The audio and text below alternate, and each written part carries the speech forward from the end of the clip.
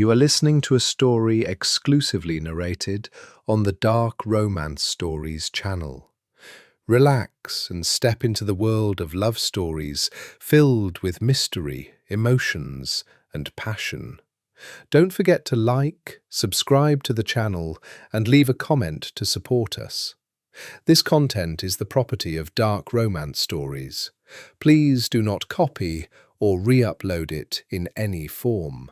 The Veneziano casino did not sleep. It breathed.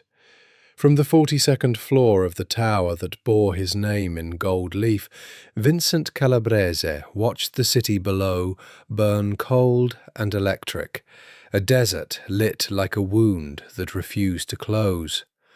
Las Vegas at 3 in the morning was the only honest thing he knew. Everyone here was lying, to their spouses, to their banks, to themselves. And the lying was so universal that it became a kind of truth. He liked that. He understood it. He held a glass of Barolo he would not finish. He never finished anything that might dull him. "They moved the shipment," said Marco, his consigliere, standing at the edge of the office where the light didn't quite reach. "The Brunos are testing us." "The Brunos test everyone," Vincent said. "It's how they prey." His voice was quiet, almost gentle, and that was the thing people misunderstood about him. They expected the coal to sound like ice cracking. Instead, it sounded like a man reading a bedtime story. The Cold Hand. He had earned the name at 26, when he'd shaken the hand of a man who had betrayed his father, smiled, asked about the man's children, and then never, ever forgiven. There were people who said Vincent Calabrese had not forgiven a single soul in 19 years. They said it like a legend. He preferred to think of it as accounting. Debts in, debts out. The house always wins, because the house remembers. "There's another problem," Marco said. He hesitated, which Marco rarely did. "A journalist."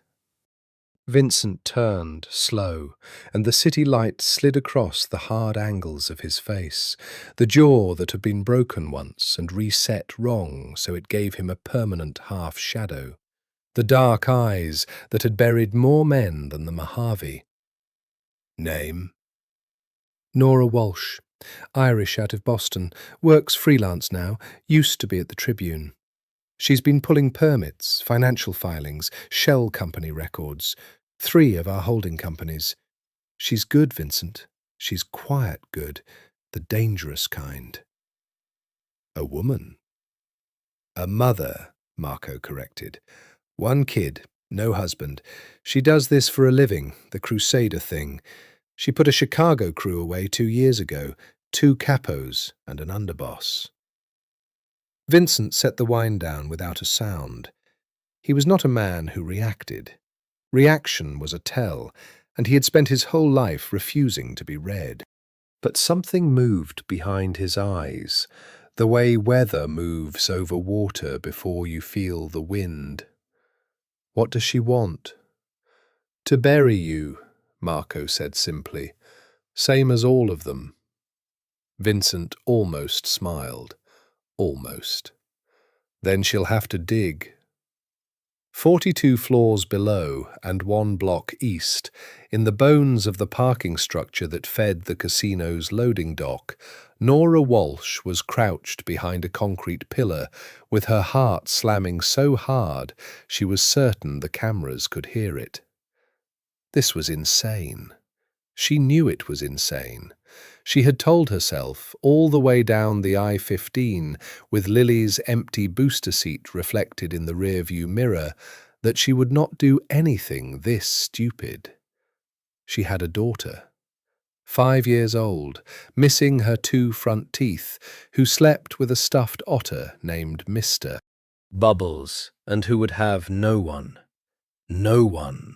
if Nora Walsh got herself shot in a casino loading dock chasing a story. And yet, here she was, Black jacket, press card zipped into her inside pocket like a sin she couldn't quite hide.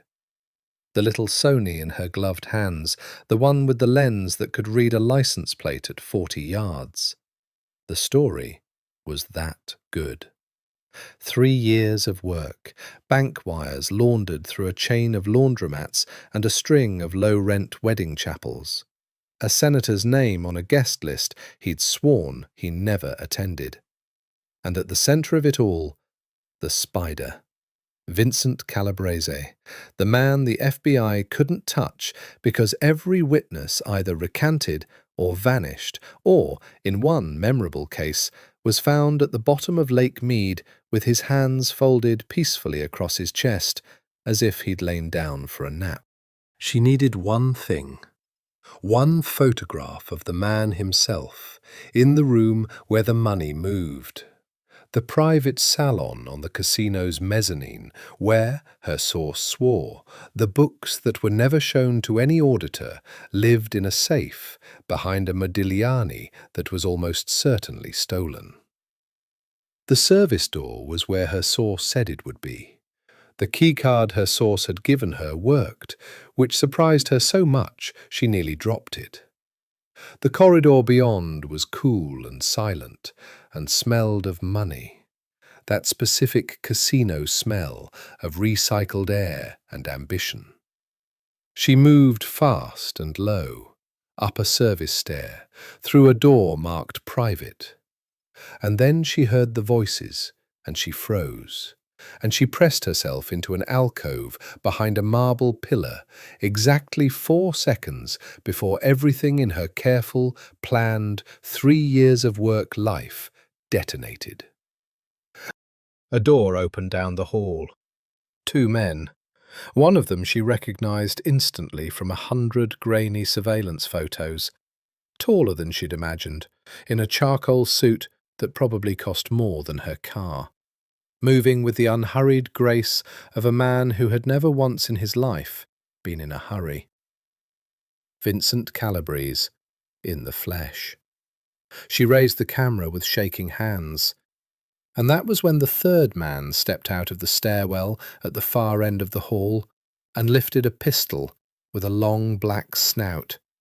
And Nora Walsh, who had come here to destroy Vincent Calabrese, opened her mouth to scream. The scream caught in her throat. Time did the thing it does in the half-second before disaster. It thickened, slowed, went syrupy and unreal. The gunman fired. The suppressor coughed, 2 soft thuds that were almost polite, and Vincent Calabrese spun and went down against the wall, a smear of red blooming across the charcoal sleeve and a second flower opening high on his shoulder. The other man, the one who'd been with him, big, bald, a slab of a man, drew his own gun, and the hallway erupted in a stutter of muffled shots, and Nora dropped the camera and clapped both hands over her own mouth to keep the scream inside. The gunman ran. She heard his shoes slap down the stairwell. The big, bald man took 2 steps after him, then stopped, torn, looking back at his fallen boss. "Go," Vincent said. His voice was thin, but it was steady. Steady. He was bleeding against a wall with 2 holes in him, and his voice did not shake. "Get him, Sal. Go." Sal went. And then it was just the 2 of them in the long marble hall, the journalist and the dying Mafia king, and Nora Walsh did the single most irrational thing she had ever done in a life that her ex-husband had once described, not kindly, as an unbroken chain of bad decisions wearing a press badge. She did not run. She came out from behind the pillar and crossed the hall and dropped to her knees beside the most dangerous man in the state of Nevada. "Don't," she said, when his hand twitched toward his jacket. "Don't. You'll bleed faster. Hold still." His eyes found hers. Up close, they were not black, she realized. They were a brown so dark it only looked black, like coffee, like wet earth. And they were studying her with an interest that was almost obscene given the circumstances. The cool, total attention of a man cataloguing a thing he intended to understand completely. "Who are you?" he said. "Shut up." She was already shrugging out of her jacket. The shoulder wound was the bad one, high, near the joint, pumping in a way she didn't like. She pressed the folded fabric against it hard, and he made a sound, low in his chest, but he did not flinch away. "Press here. Press hard. You're not going to die. Do you understand me? You are not going to die in a hallway like an idiot, so press." "You're giving me orders," he observed. "Somebody has to." Her hands were red now. The smell of it was thick and copper bright.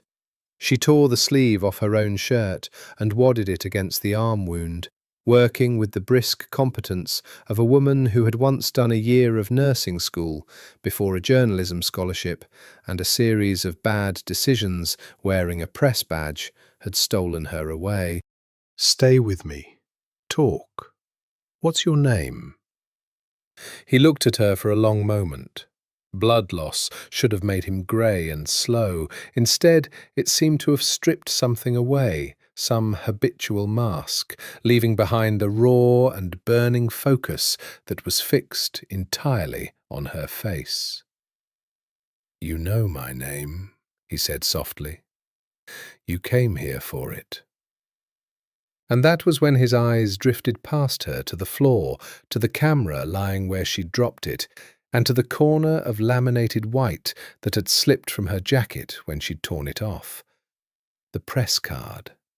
Nora Walsh, independent. Her own face unsmiling in the little photo. For a moment, nothing. And then Vincent Calabrese began, impossibly, to laugh. It was not a nice laugh. It was low and broken, and it cost him.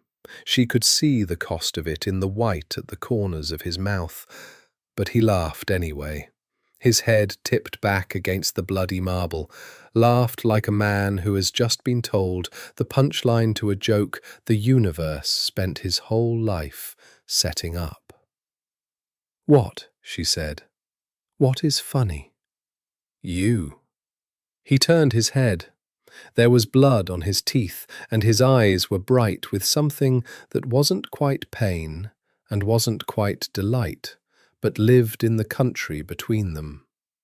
"You came here to put me in the ground, Miss Walsh, to dig my grave with a camera. And instead," he breathed, a wet sound, "instead, you just saved my life. With your jacket. With your hands. Do you understand what you've done?" His voice dropped, intimate now, almost tender, and that tenderness was somehow the most frightening thing of all. "I owe people, Miss Walsh, and I pay. Every debt, in full, always. It's the only religion I have, and now I owe you a life." He smiled, and the smile was terrible. "A life for a life. So I'll give you one, or, if you make me, I'll take one. But the ledger doesn't stay open. Not with me. Never with me." Footsteps thundered up the stairwell, Sal and 3 more men, and somewhere far below, the first thin wail of a siren that would be paid off before it ever reached the door. Vincent's bloody hand closed around her wrist, not hard, just sure. "Don't run," he said. "You run and they'll catch you, and they won't be gentle. And I'll be too busy bleeding to explain that you're the reason I'm not dead." His grip tightened by a degree. "Stay. I'll handle it." And Nora Walsh, 3 years of work, a 5-year-old asleep with a stuffed otter 40 minutes north, a story that could win a Pulitzer and end an empire, looked into the dark coffee eyes of the cold hand. And, God help her, she stayed. She spent the rest of that night in a room she had broken in to photograph, the private salon. The Modigliani, and it was a Modigliani, she'd have bet Lily's college fund on it, a reclining nude with that long amber neck and those blank, knowing eyes, hung exactly where her source had promised, and behind it, she had no doubt, was the safe. But she was not photographing anything now. She was sitting on a leather sofa the colour of ox blood, with a glass of water she hadn't touched, watching a doctor who did not introduce himself work on the man she had saved. They had not let her leave. They had not tied her up either, which somehow felt worse. The casual confidence that she would not be foolish enough to try. The doctor, older, silver-haired, the kind of unflappable that only comes from years of patching wounds no hospital would be allowed to report, dug the second bullet out of Vincent's shoulder with a pair of forceps and dropped it into a steel dish with a ping. Vincent watched it fall with mild interest. He had refused anything stronger than a local. He sat shirtless on the edge of a mahogany desk, and Nora, who had been trying very hard not to look, looked. The body of a man who had survived, old scars white and silvered, a long one across the ribs, a puckered round one low on the side that could only have been a bullet. The topography of a violent life, written in flesh. And new blood, dark, sluggish now, being sewn shut with neat black stitches. "You did good work," the doctor said to her, not looking up. "The pressure on the subclavian. Where'd you learn that?" "Nursing school," Nora said. Her voice came out rough. "I dropped out." "Pity." Vincent said nothing, but his eyes had not left her since the doctor had begun, and the weight of that attention was a physical thing, a hand laid flat against her sternum. When it was done, and the doctor had packed his bag and gone, and Sal had taken up a post by the door like a granite gargoyle, Vincent shrugged carefully into a clean shirt that one of his men had brought and buttoned it one-handed, and only then did he look at her properly. "Marco," he said, "bring me what she had." Marco set the camera on the desk. Beside it, the contents of her jacket pockets, her phone, her keys, the key card her source had given her, and the little spiral notebook she carried everywhere, the one with 3 years of work crammed into its waterproof pages in a shorthand only she could read. Nora's stomach dropped through the floor. Vincent picked up the camera first. He thumbed it on with the ease of a man who understood expensive machines, and he scrolled through the images, the loading dock, the corridor, the half-second blur of his own face emerging from the door before everything went to hell. He looked at that one for a while. "You're good," he said. It wasn't a compliment. It was an assessment, the way you'd assess a rival's hand of cards. This angle, the patience. "You waited a long time for this shot." 3 years, she said, because lying seemed pointless, and because some stubborn ember of pride refused to let her cower. 3 years. He set the camera down.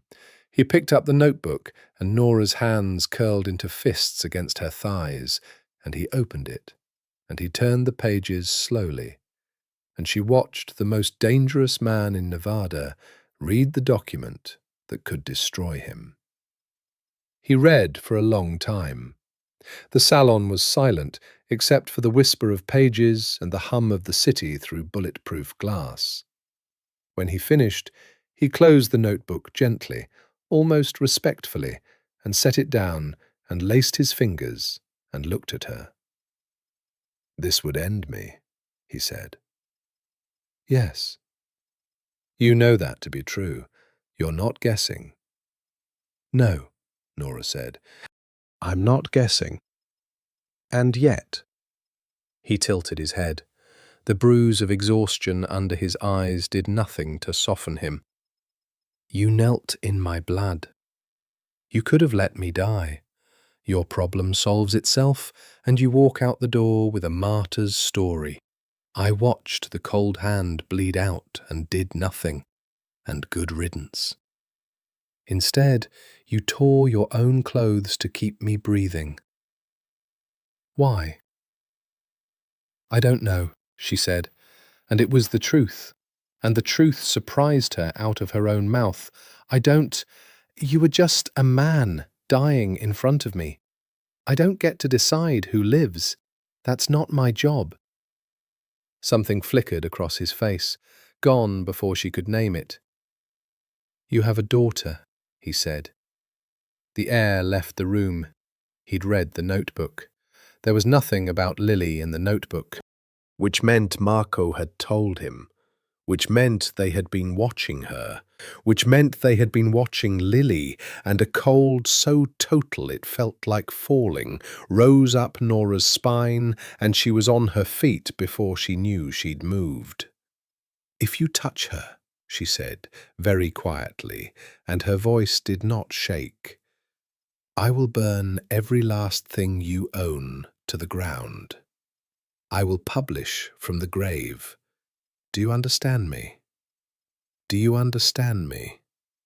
Vincent looked at her standing there, fists clenched, ready to die for a child he loved more than her own life, and the thing that crossed his face this time he did not hide. It was respect. "Sit down, Miss Walsh," he said gently. "I'm not going to touch your daughter. I'm going to make you an offer." "No," Nora said. "You haven't heard it." "I don't need to hear it. The answer to anything that comes out of your mouth is no." Vincent rose from the desk. He moved like the wound was an inconvenience he had decided to ignore, crossing to a sideboard where crystal decanters caught the city light, and poured 2 fingers of something amber into a glass. He held it out to her. She didn't take it.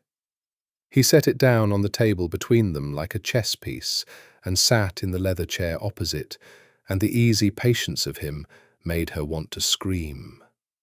"You broke into my casino," he said. "You photographed a homicide attempt. My attempted homicide, which makes you a witness. And witnesses in my world have short and complicated lives. You're carrying enough evidence in that little book to send me to a federal prison until the sun burns out." "By every law of the place I come from, Miss Walsh, you should already be in the trunk of a car heading toward a very deep and very dry lake." "Then why aren't I?" "Because you saved my life." He said it simply, like reciting arithmetic. "And I pay my debts.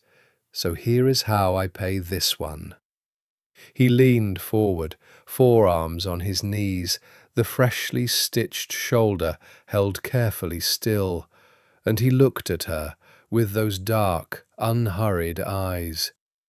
"You want the story. I'm going to give it to you. Not the version you dig out of permits and shell companies and frightened sources who recant the moment they sober up. The real one. 30 days, exclusive access. You ask me anything, and I'll answer it. On the record, the parts of it I choose to put on the record. No one alive has ever been given that. Senators have begged me for a phone call. The Bureau has spent 11 years and $40 million trying to get what I'm offering you for free." Nora's journalist's heart, traitor that it was, lurched in her chest. "There's a condition," she said, because there was always a condition. There's a condition. His mouth curved. For 30 days, you live in my house. The water glass she had finally picked up stopped halfway to her lips. Absolutely not. It's not negotiable. I just survived an attempt on my life by someone with the access to know where I'd be and the skill to nearly finish the job. That tells me my house is no longer secure. Which means the city isn't, which means you, the only witness, the woman now publicly tied to me the moment anyone reviews tonight's footage, are not safe in that sad little apartment in Henderson with the broken deadbolt you keep meaning to fix. He watched her flinch at Henderson, at broken deadbolt, at how much he knew. In my house, I can protect you, and the access is total. You'll have a wing, a car, anything you need. I have a daughter, Nora said. I have a 5-year-old. I'm not bringing my child into a— Bring her. The two words stopped her cold. Bring her, Vincent said again, and for the first time something in his voice was not the smooth, controlled instrument he wielded so carefully. Something underneath it, low and strange. The grounds are walled. There are men on every gate. There is no place in the state of Nevada, no police station, no church, no schoolhouse, safer for a child right now than behind my walls. You said it yourself. You don't get to decide who lives. Neither do I. But I can decide who I protect. And for 30 days, Miss Walsh, that's you. Both of you. She stared at him. Every instinct she had built over a decade of chasing men like him— run, lie, expose, never trust, the charm is the trap— screamed in unison. He was a killer. He was the killer. He funneled poison into the city's veins and laundered it through wedding chapels and dropped men who crossed him into the lake. She had 3 years of evidence proving it, sitting on his desk in a spiral notebook. And he was offering her the story of the century and a fortress for her child. And the only honest thing in the offer was that he had never once pretended to be good. Why? She said. The real why, not the debt. You could pay the debt by just letting me walk out the door and keeping your hands off me. So why the house? Why 30 days? Why me? Vincent was quiet for a long moment. The city hummed beyond the glass. Because in 19 years, he said finally, no one has ever knelt in my blood and ordered me to live. They kneel to beg. They kneel to swear loyalty. They kneel because they're afraid. He turned the amber glass slowly between his fingers, not drinking. You knelt because you decided I wasn't allowed to die in your hallway. And I have spent my entire life around people who want something from me, Miss Walsh, and I cannot for the life of me figure out what you want. And that is the most interesting thing that has happened to me in a decade. He set the glass down. 30 days, yes or no. And before you answer, understand that the smartest thing you could do is say no, take your notebook, and never come within a mile of me again. So I already know what you're going to say. You're a woman who knelt in a killer's blood. You were never going to walk away from the story. Nora Walsh looked at the Modigliani, at the safe behind it, at 3 years of work and the man it had been spent on, sitting across from her, bleeding and patient and utterly certain. Yes, she said. And Vincent Calabrese smiled the smile of a man who had just won a hand he'd dealt himself. The house was not a house. It was a statement, carved into the russet flank of the mountains west of the city, where the desert went theatrical and the light at dusk turned the rock the colour of dried blood. A long, low fortress of glass and limestone and steel, half buried in the hillside as if it had grown there, with walls you didn't see until you were on top of them, and a gate that opened on a man's nod rather than a keypad, because keypads could be hacked, and men who loved Vincent Calabrese could not.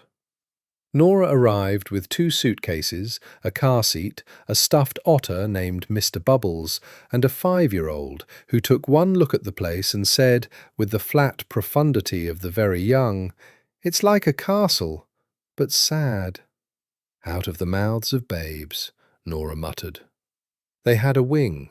An actual wing, 2 bedrooms, a sitting room, a bathroom with a tub Lily could have swum laps in, and floor-to-ceiling glass that looked out over a pool and the desert beyond it, rolling away gold and endless. A woman named Rosa, broad and warm and Sicilian to the marrow, had stocked the kitchenette with juice boxes and animal crackers and a brand of organic mac and cheese that Nora had mentioned exactly once to no one.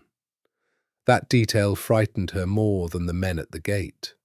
She told herself she would not be charmed. She wrote it on the first page of a fresh notebook, the working notebook, the one she'd keep for the 30 days. He is performing. Everything here is staged. The mac and cheese is surveillance.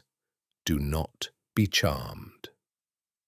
She underlined "do not be charmed" twice. Lily was charmed within the hour. It happened at dinner, which Nora had assumed they'd take in the wing, alone, like prisoners. Instead, Rosa appeared and said, "Mr. Calabrese would like you to join him," and there had been no question in it. And so Nora put Lily in her least wrinkled dress and her own armour of black, and went down the long limestone hall to a dining room where a table that could have seated 20 held exactly 3 places. Vincent stood when they entered. His arm was in a discreet sling beneath his jacket, otherwise he showed nothing of the night before. He looked at Nora for a moment, that cataloguing look, the one that took inventory, and then he looked down at Lily, and Nora watched, helpless, as her daughter walked straight up to the most feared man in Nevada and announced, "You have a sad castle. Why is it sad?" The room went very still. Sal, by the door, looked as though he might have a stroke. Vincent crouched. It clearly cost his shoulder something to do it, and he did it anyway, lowering himself to Lily's eye level with a gravity Nora had not expected. "You know," he said, "I think it might be sad, because no one small has ever lived in it before. Houses get sad when there's no one small. Did you know that?" Lily considered this with enormous seriousness. "I'm small," she offered. "You are extremely small," Vincent agreed, "possibly the smallest person I've ever met. I think you might fix it." Lily beamed, gap-toothed and instant and total, the way children give their hearts away to anyone who takes them seriously, and Nora felt something in her own chest clench like a fist, because this was the trap. This was the real one, not the mac and cheese, not the tub. This kindness aimed with sniper precision at the one undefended door in her whole life. And the worst part, the part that kept her awake that night staring at the desert moon, was that it had not looked like a performance. It had looked like a lonely man who had forgotten what small people were for. Dinner was osso buco, and a wine Nora allowed herself half a glass of, and questions she didn't ask, because the first day of 30 was not the day to start digging. They talked about nothing.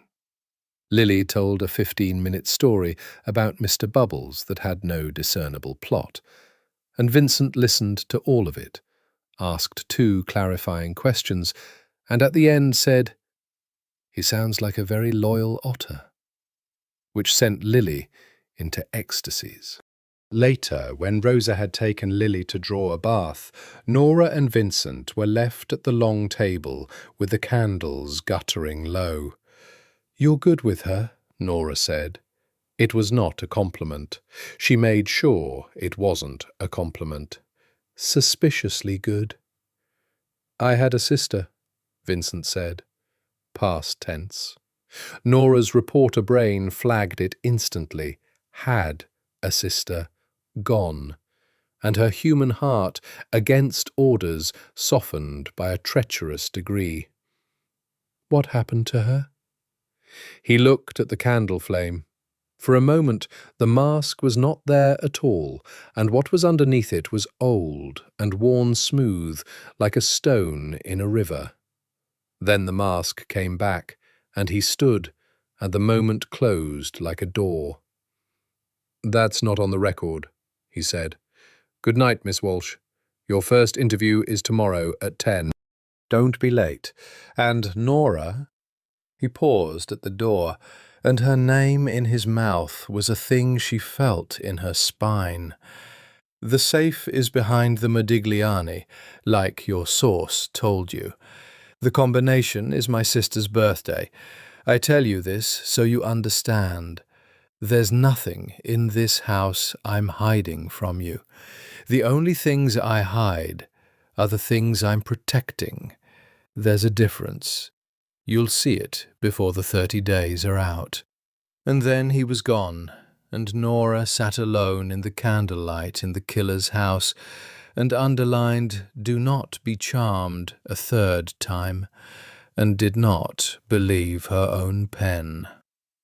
The interviews became a ritual, and rituals are dangerous because they make the strange familiar.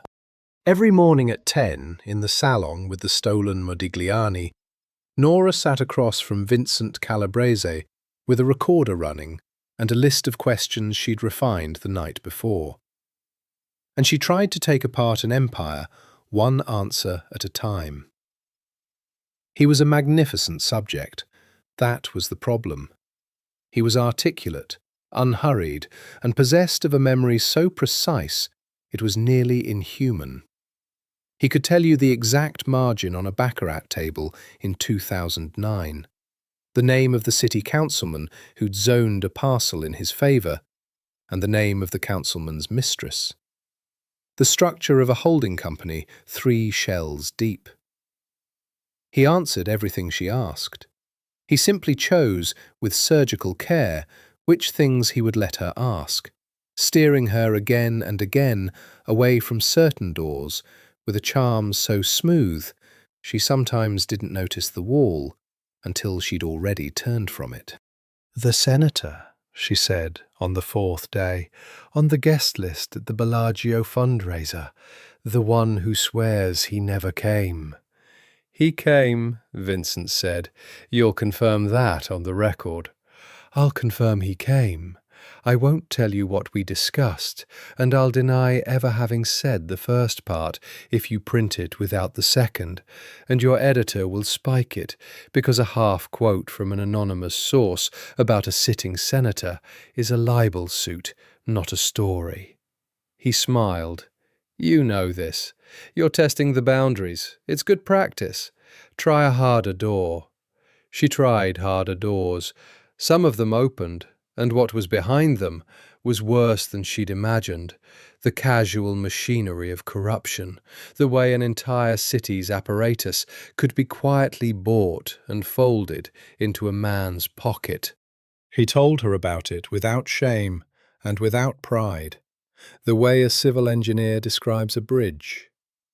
This is how it's built. This is what holds it up. "Doesn't it bother you," she asked once, the recorder running, "what it costs people? The addiction your tables are designed to feed, the loan sharking, the My tables are designed exactly the way the state of Nevada licenses them to be designed, Vincent said. Every man who sits down at one knows the odds are against him. I don't lie to anyone, Miss Walsh. I run the most honest business in this dishonest city. The rules are printed on the felt. He leaned back. You want to make me a monster. It's tidier that way. The story writes itself if I'm a monster. But I'm something worse than a monster. And I think you're starting to see it. What's worse than a monster? A man who made rational choices, he said quietly, in an irrational world, and who would make most of them again.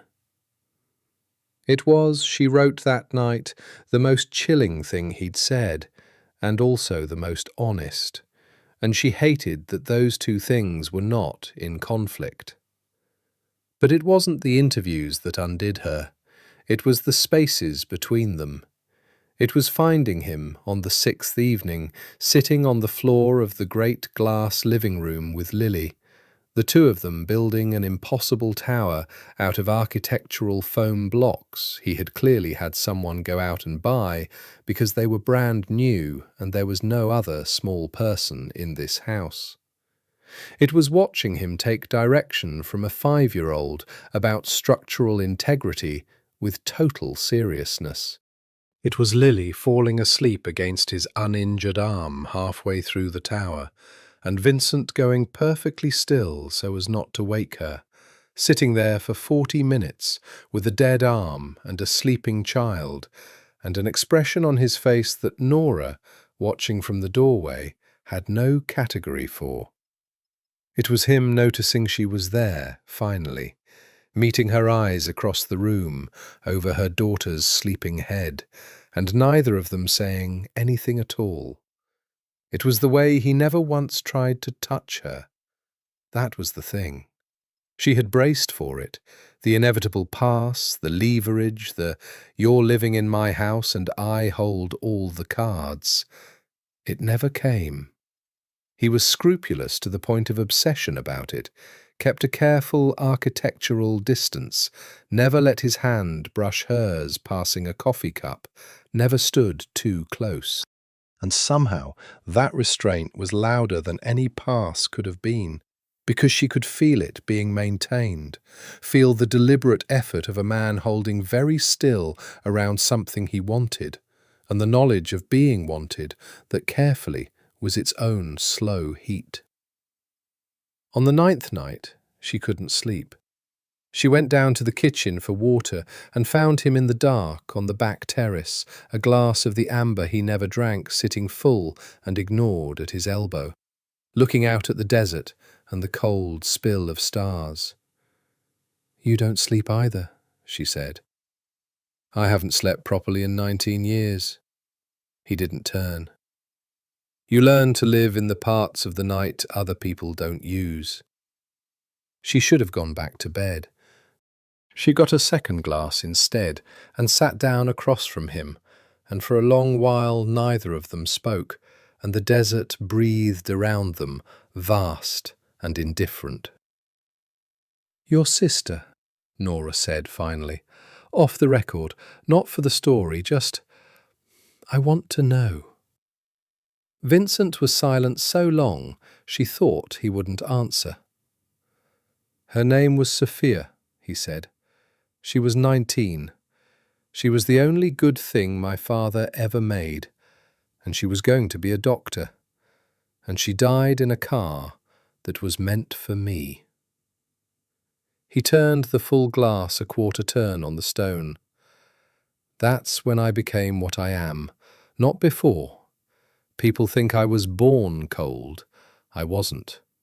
I was made cold, on a Tuesday, in a hospital hallway, holding her hand while it stopped being warm."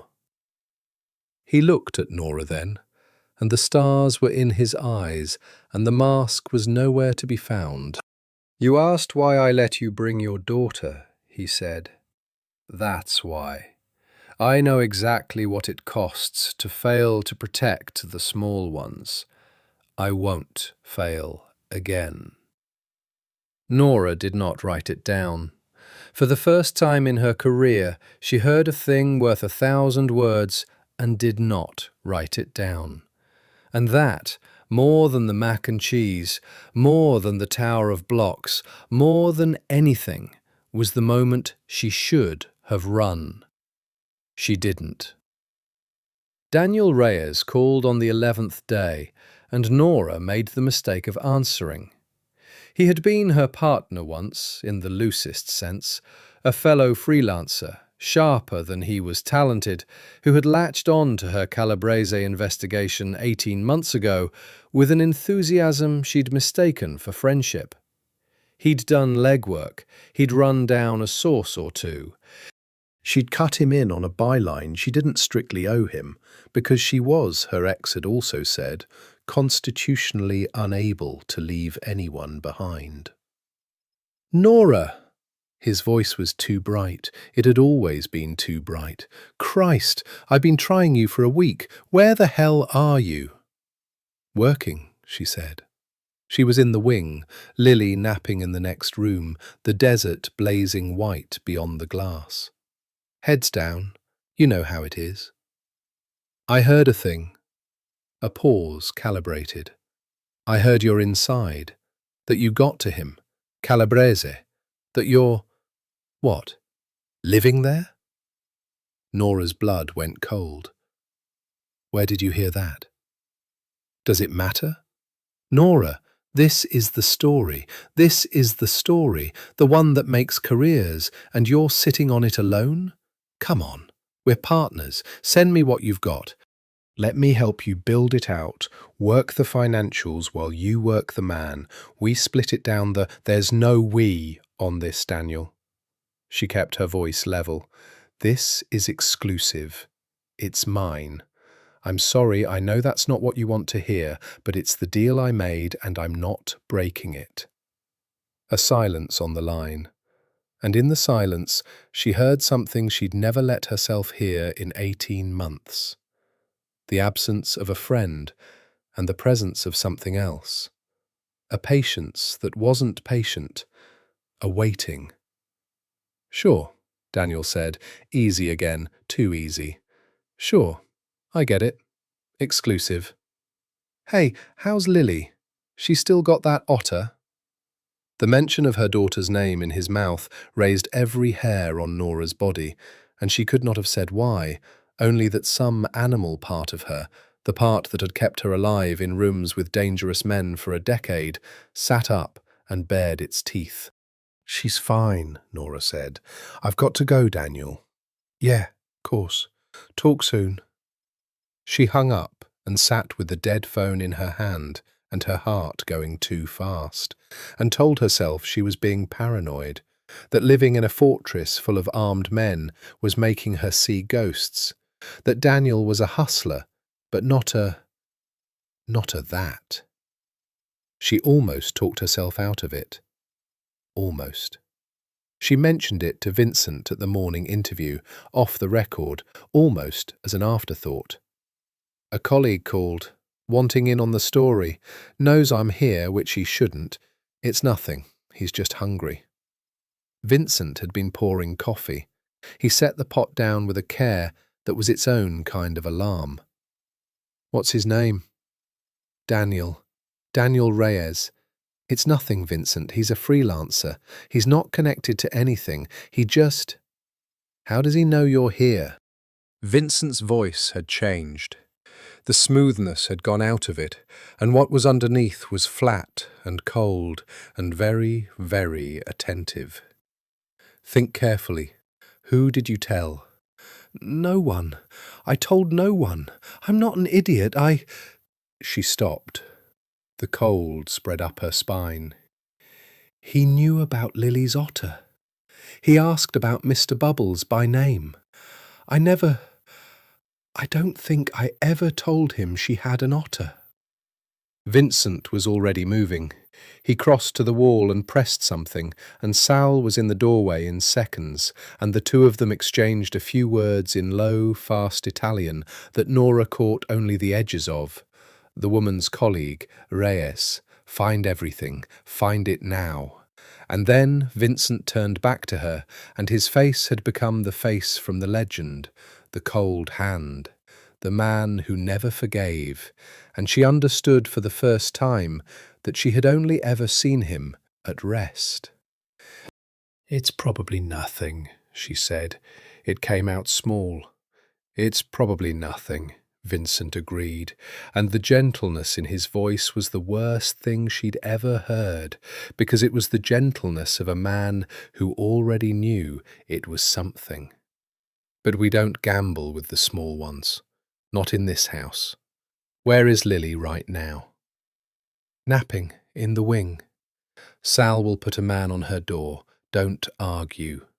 He took a step toward her, then stopped himself, the old, careful distance reasserting itself even now. "Listen to me. You did the right thing telling me. Whatever this is, you brought it into the light, and in the light, I can deal with it. The things that kill you are the things you don't say out loud. You understand?" "Yes," she whispered. "Good." And then, because he was who he was, he added quietly, "I told you there were things in this house I protect. I added 2 of them to the list 11 days ago. Go to your daughter, Nora. I'll handle Reyes." She went. She sat on the edge of Lily's bed and watched her child sleep with the otter clutched to her chest and the desert sun moving slow across the wall. And she told herself, over and over, that it was nothing.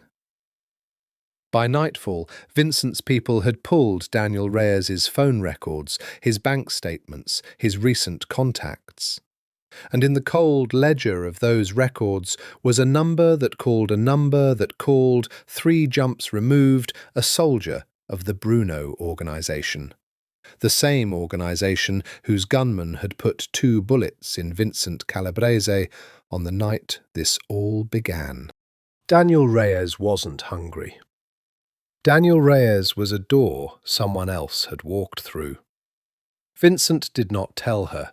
That was the thing she'd come back to, later, when she tried to map the exact geography of how she'd lost herself. That he had known, by that first night, what Daniel Reyes was, and he had not told her, because he had wanted one more day to be certain before he frightened her. And that single act of restraint, that one held breath, was somehow more intimate than anything he could have said. What he did instead was tighten the house around her like a fist. She noticed it, the way you notice weather changing, the new man at Lily's door, the way the gate stopped opening for anyone, the way Sal's eyes never seemed to leave her when she moved through the common rooms. She noticed Vincent was home more. He had a city to run, an empire of glass and felt and debt. And yet for 3 days running he was there, working from the salon, taking calls in low Italian, present in a way that should have felt like surveillance, and instead, traitor that her heart was, felt like being held. On the 13th night, she found him in the library. There was a library, of course there was, 2 floors of it, and most of the books had been read, she'd checked the spines. And he was standing at the window with a file in his hand, and when she came in, he closed it and set it down, and the closing of it told her everything. "It's him," she said. "Daniel. It's real." Vincent looked at her for a long moment, weighing. She could see him weighing how much truth to give. "All of it," she said. "I'm not Lily, Vincent. Don't manage me. All of it." So he gave her all of it. The phone records, the chain of numbers ending at a Bruno soldier, the pattern of payments into Reyes's account, modest at first, then larger still, climbing in the weeks since she'd cut him into the byline. The picture it made was ugly and complete. "He sold you," Vincent said, "or he's selling you. Your story, your 3 years of work, to the Brunos. They don't want you to publish it, Miss Walsh. They want to own it. A finished investigation into my organization in the hands of a rival family is worth more than money. It's a map of every place I'm weak. It's a weapon they can hand to a federal prosecutor anonymously and let the law do the wet work for them. Clean hands all around. And when I'm in a cell, they take my city without firing a shot." He set the file down. "Your colleague found a buyer for something that wasn't his to sell. The only thing he doesn't have is the story itself, which means he needs me," Nora said slowly. "Or he needs—" She stopped. The blood drained out of her face so fast she swayed, and Vincent was across the room in an instant, hand hovering at her elbow, not quite touching, the discipline holding even now. "He needs leverage," she said, "to make me hand it over. He needs—" "Lily is asleep," Vincent said, fast and firm, behind a locked door, with a man outside it, inside a walled compound with armed men on every gate. "She is the single most protected child in this state. Look at me. Look at me. I will not let anything happen to her. Do you believe me?" And the terrible thing, the thing she would think about for the rest of her life, was that she did. She looked into the dark, coffee eyes of the most dangerous man she had ever known, the man whose empire her own work could shatter, and she believed him completely and without reservation. And the believing was a kind of falling, and she felt herself fall. "I believe you," she said. Something broke loose in his face. He was so close. The careful architecture of distance he had maintained for 13 days wavered, and for one suspended heartbeat she thought he would close it, thought she wanted him to close it, her own breath gone shallow, and the air between them so charged it hummed. He stepped back. He physically stepped back, putting the distance there himself, and the effort it cost him was written in the tendons standing out along his jaw. "Not like this," he said, low and rough. "Not when you're frightened. Not when you might mistake gratitude for something else, and not when I might let you, because God knows I want to." He turned away to the window, both hands braced on the sill, head bowed. "Go to bed, Nora. Lock your door, not because you're in danger inside this house, but because I am exactly as dangerous to you as the legends say, in a different way than they mean, and I am 13 days from doing something we'll both have to live with." She stood in the doorway of the library and looked at the long line of his back, the bowed head, the white knuckles on the sill, and she understood that she was watching a man hold a door shut against himself, and that he was doing it for her, and that no one in her entire adult life had ever once wanted her badly enough to refuse himself in order to protect her from the wanting. "Vincent," she said. "Go to bed, Nora." She went. She did not lock the door. She lay awake in the desert dark and listened to her daughter breathe in the next room, and felt the whole careful edifice of "Do Not Be Charmed" come down around her like a building in a slow-motion film, silent, total, complete. In the morning, everything was normal again.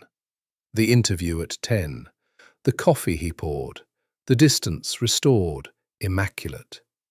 But it was too late, and they both knew it, and the knowing sat in the room with them like a third person, patient as the desert, waiting for its moment. It came 2 days later, and it came wearing the face of her own betrayal, and it took the only thing in the world she could not survive losing. It happened in the 4 minutes Nora was in the shower. She would reconstruct it 1,000 times.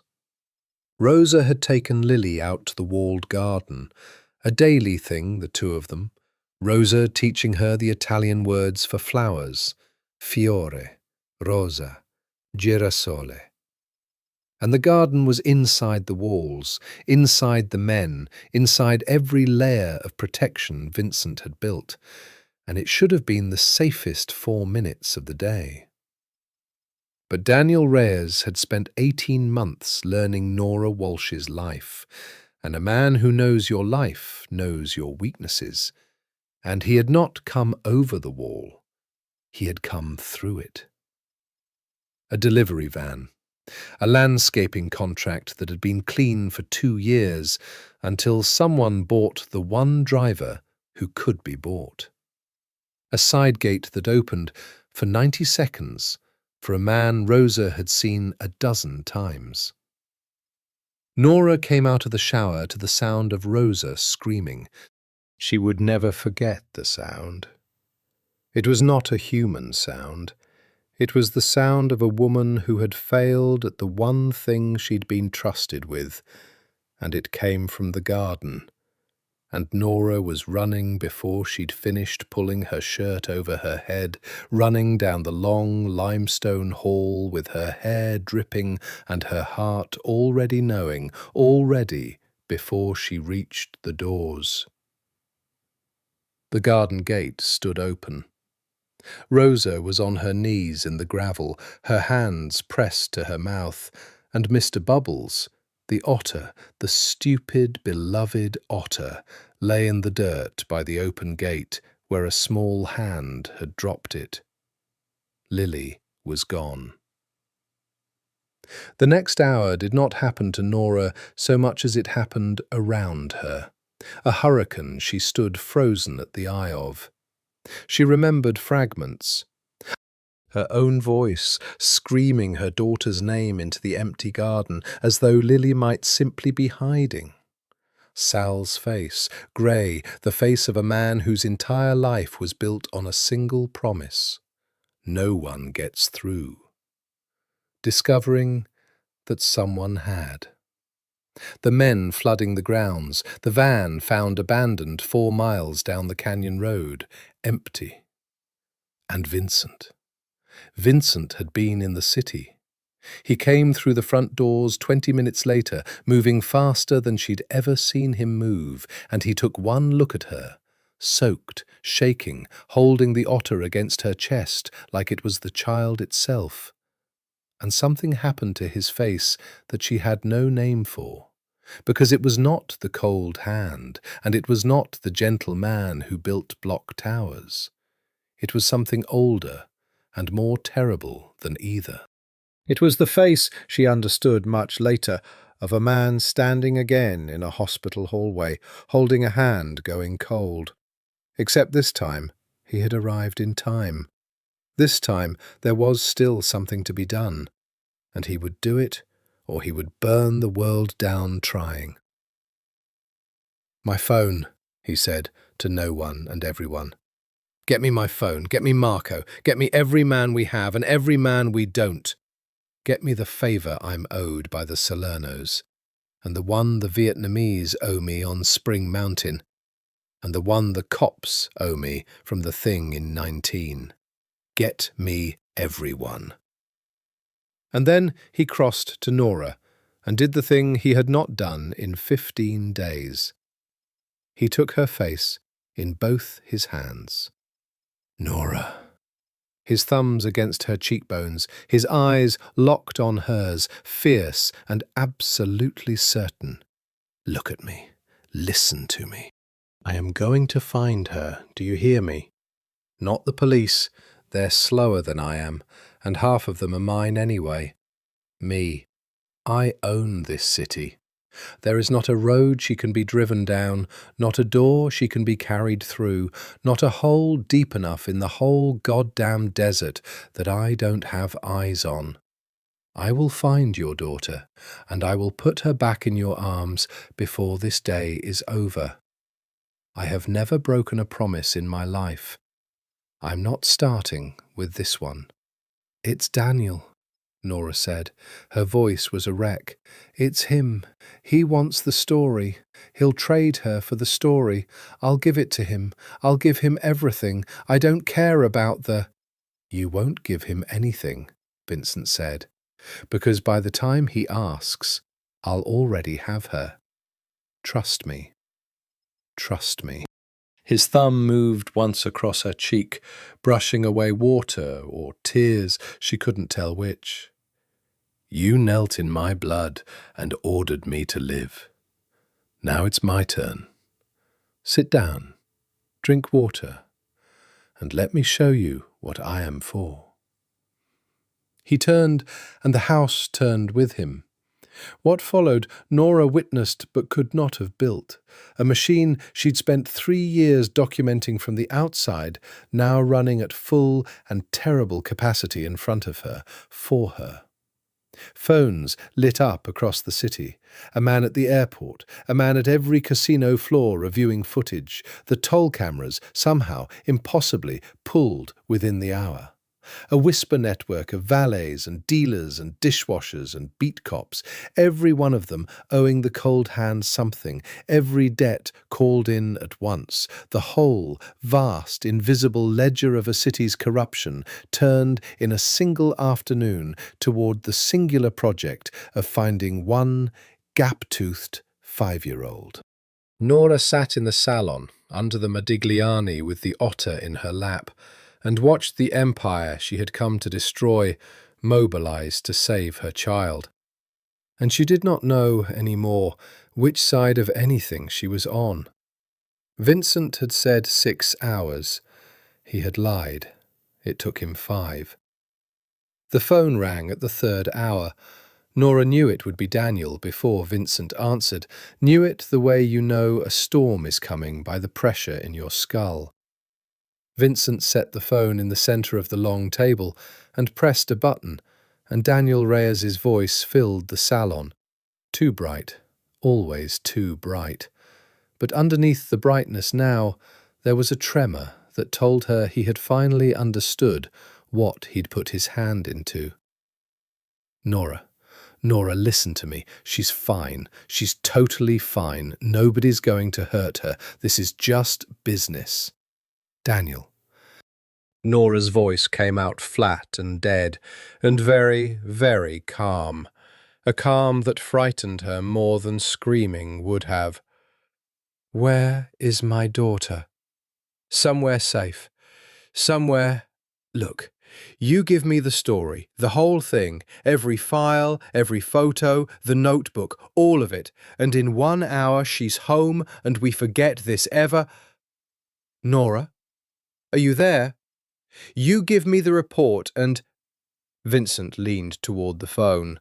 He did not raise his voice. He never raised his voice. Daniel, he said, do you know who this is? A silence. A long, swallowing silence. And then, smaller. Calabrese. You took a child out of my house, Vincent said, and the gentleness in his voice was the gentleness of a man describing how he would peel an orange. From inside my walls. You used a girl's stuffed animal and a side gate and a driver I will be having a very long conversation with. I want you to understand something, Daniel, while you still have the capacity to understand things. I have, in the last 3 hours, made approximately 400 phone calls. I know the van. I know it was abandoned at the mouth of the canyon. I know you switched to a grey sedan with a dealer plate, and I know that plate.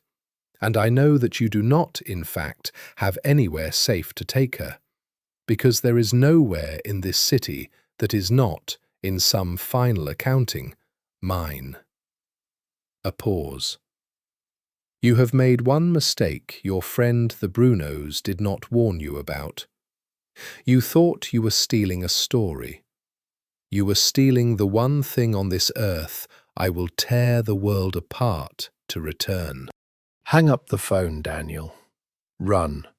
It won't matter, but run. The line went dead. Vincent looked at the phone for a moment. Then he looked at Marco. The dealer plate. He just confirmed it's still on the car. He's panicking, which means he's moving, which means he's findable. Go. The 4th hour was the longest hour of Nora Walsh's life. She did not move from the chair beneath the Modigliani. She held the otter. Vincent did not leave her side. He ran the entire operation from the chair across the table, phone to his ear, voice low and ceaseless and absolutely controlled. And every few minutes between calls, he would look at her and say one true thing. We have the car on a camera at Charleston and Rancho. We're narrowing it. She's alive, Nora. A dead child is no leverage, and Daniel knows it. She's alive, and she's scared, and we're coming. He did not lie to comfort her. He told her only what was true, and the truth in his mouth was the only thing holding her together. Why, she said at one point into the silence between his calls, why are you doing this? The story could still bury you. Get her back, I publish, you go to prison forever. You know that. So why? Vincent lowered the phone. He looked at her across the table, across 15 days, across the whole impossible distance between what they were supposed to be to each other. Because there's a hallway I've been standing in for 19 years, he said quietly, holding a hand that won't get warm again. And today, for the first time, I get to walk out of it with the right answer, with a warm hand. His jaw tightened. I don't care about the story, Nora. I have never, for 1 second since you knelt in my blood, cared about the story. Publish it. Bury me. But I am going to put your daughter back in your arms first, because that's the only thing in my entire life I've ever wanted to do that I'm not ashamed of. She had no answer for that. There was no answer for that. The call came at the 5th hour. Marco's voice, taut through the phone, Vincent had not let leave his hand. We have him. Sunset and Easton, a motel, the sedan's in the lot. He's inside, room 12. He's alone with her. He's got a gun, Vincent, but he doesn't know how to use it. He's a writer. I'm coming, Vincent said, and he was already standing. No, said Marco. Boss, you don't go into rooms anymore. That's not what you do. Let the men. I'm coming, Vincent said again, and there was no arguing with it. And Nora was on her feet, and she said, I'm coming too, and Vincent looked at her, and for 1 second she thought he would forbid it, and then he saw her face, the face of a mother, and he gave a single short nod, because he, of all men on earth, understood that some things you do not ask a parent to wait through. The drive was 11 minutes. It felt like 11 years. Vincent sat beside her in the back of the car, with a gun she hadn't known he carried resting flat on his knee, and he was utterly still, and he said only one thing the entire way, looking straight ahead into the desert dark. When we get there, you stay behind me, whatever happens. Whatever you hear, you stay behind me until I tell you it's clear, and then you go to your daughter, and you don't look back, and you let me handle the rest. He turned his head. Can you do that? Yes, Nora whispered. Good. He looked back at the road. The motel's sign rose ahead of them, pink and dying neon against the black mountains. Then let's go bring her home. The motel was the kind of place where the desert came to die. A horseshoe of doors the colour of old teeth, a dry pool full of tumbleweed, a vacancy sign that had given up. Vincent's men were already there, 3 cars arranged with a casual menace across the lot, blocking every exit, and they moved aside for him the way water moves aside for the prow of a ship. He went to the door of room 12, and he did not kick it in. That surprised her. He stood beside it, out of the line of any shot through the cheap wood, and he knocked, twice, almost gentle. "Daniel," he said through the door, conversational, intimate. "It's over. The lot is full of my people. There's no car you can reach, no road you can take, no call you can make that I haven't already made first. So here's what's going to happen. You're going to open this door, and you're going to walk out with your hands where I can see them, and you're going to live. Or you're going to make me come in, and you won't. It's the simplest math you'll ever do. I'd do it quickly." Silence from inside. Then a child's voice, Lily's voice, thin and frightened and unmistakable. "Mummy?" Nora made a sound she'd never made before, and lunged for the door, and Vincent's arm came across her like a steel bar, holding her back, holding her behind him, his eyes never leaving the door. "Wait," he breathed. "Wait." "Mummy's here, baby," Nora called, and her voice cracked down the middle. "Mummy's right here. I'm right here. You be brave for 30 more seconds, okay? 30 seconds. Inside, a man's voice, ragged. "I didn't sign up for this. I didn't. They said it'd be clean. They said you'd just give it to me." "They lied to you," Vincent said through the door, almost kind. "They use people like you, and they discard them, Daniel. It's what they do. It's what they were always going to do to you the second you handed over the story. You were never going to get paid. You were going to get buried, a loose end, the man who could connect them to a kidnapping. The only person in this entire city offering you a way to live tonight is me. Open the door." A long, shaking silence. The chain rattled, the door opened, and Daniel Reyes stood there in the dim light of room 12, grey-faced, a gun hanging useless from one hand, and behind him, on a sagging bed beneath a painting of a desert that looked nothing like the real one, sat Lily.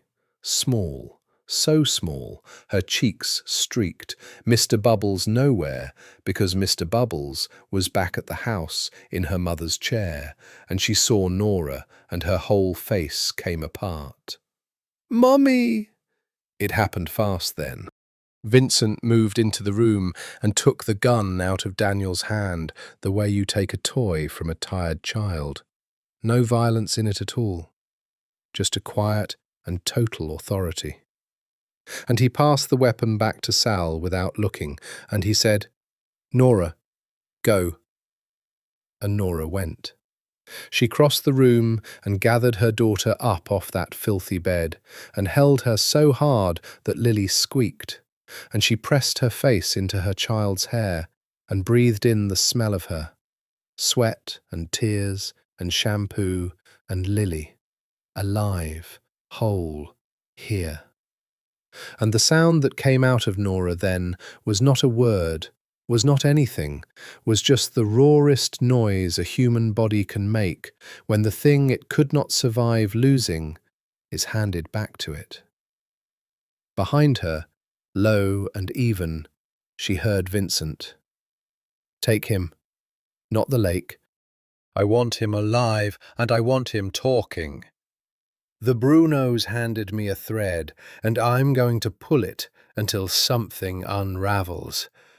But Daniel, she heard the man whimper, you will never see this city again. You will never see her again.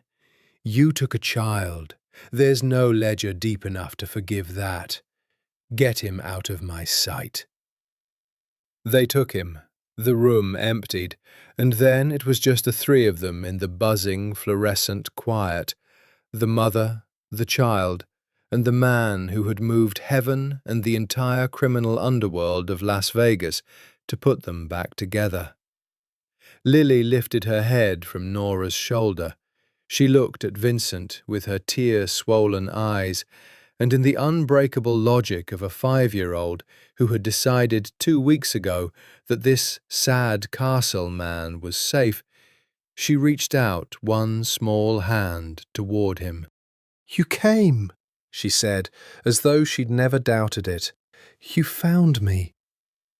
Vincent Calabrese, the cold hand, who had not forgiven a soul in 19 years, who ran a city on the principle that mercy was a weakness other men could not afford, stood in a dying motel room and looked at the small hand reaching for him, and something in his face that had been frozen since a hospital hallway broke, finally, all the way, and Nora watched it break.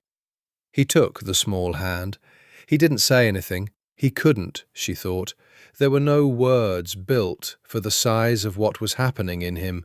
He just held Lily's hand for a moment, his throat working, and then he stepped back and squared his shoulders and became, for their sake, steady again. "Let's go home," he said. Home. He said it without thinking, and none of them corrected it. They drove back through the desert dark, with Lily asleep across both their laps before they'd cleared the canyon, her head on her mother's thigh, her feet against Vincent's leg, and over the top of her sleeping child, Nora Walsh looked at Vincent Calabrese, and he looked back at her, and neither of them said a single word. She didn't need to. He'd been right 15 days ago in the salon. She knew now which side she was on, and she was lost. Lily slept for 14 hours. Nora did not sleep at all. She lay in the dark of the wing with her daughter's hand fisted in her shirt. Lily had refused, wordlessly and absolutely, to sleep alone, and Nora would have died before making her. And she watched the desert dawn come up grey and then gold over the mountains. And she felt the shape of her own life rearrange itself around the events of a single day, like sand resettling after an earthquake. She had thought she understood what she was doing here. She had thought she was a journalist embedded in a story, a professional maintaining a professional distance, a woman keeping a ledger of a dangerous man's sins. She had written, "Do not be charmed," on the first page of her notebook and underlined it 3 times. She understood now that the notebook had been a lie from the first interview. You could not be charmed by a man and call it journalism. But you also could not watch a man turn an entire criminal empire toward the rescue of your child, could not watch him take a small, frightened hand in a motel room and break apart, and go on pretending the only thing between you was a recorder and a list of questions.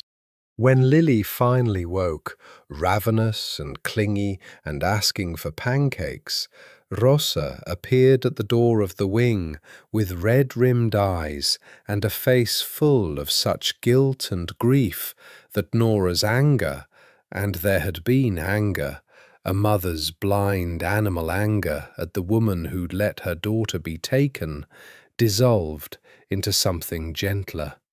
Rosa had not betrayed them.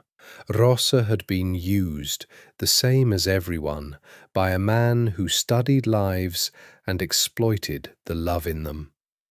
Lily ran to her, in fact, the moment she saw her, and Rosa made a sound, and scooped her up, and held her, and said, "Fiore, fiore, mia piccola fiore," into her hair, and Nora stood in the doorway, and let two people who loved her daughter hold each other. Vincent was not at breakfast. She found him finally in the salon, and he was not himself. Or rather, he was a different self, one she hadn't seen, stripped down. He stood at the window in shirt-sleeves, with the morning light hard on him, and he looked like a man who had also not slept, and when he heard her come in, he didn't turn. "She's eating pancakes," Nora said. "She's asking when she can build another tower with you." A long silence. His shoulders, when he finally spoke, were very still.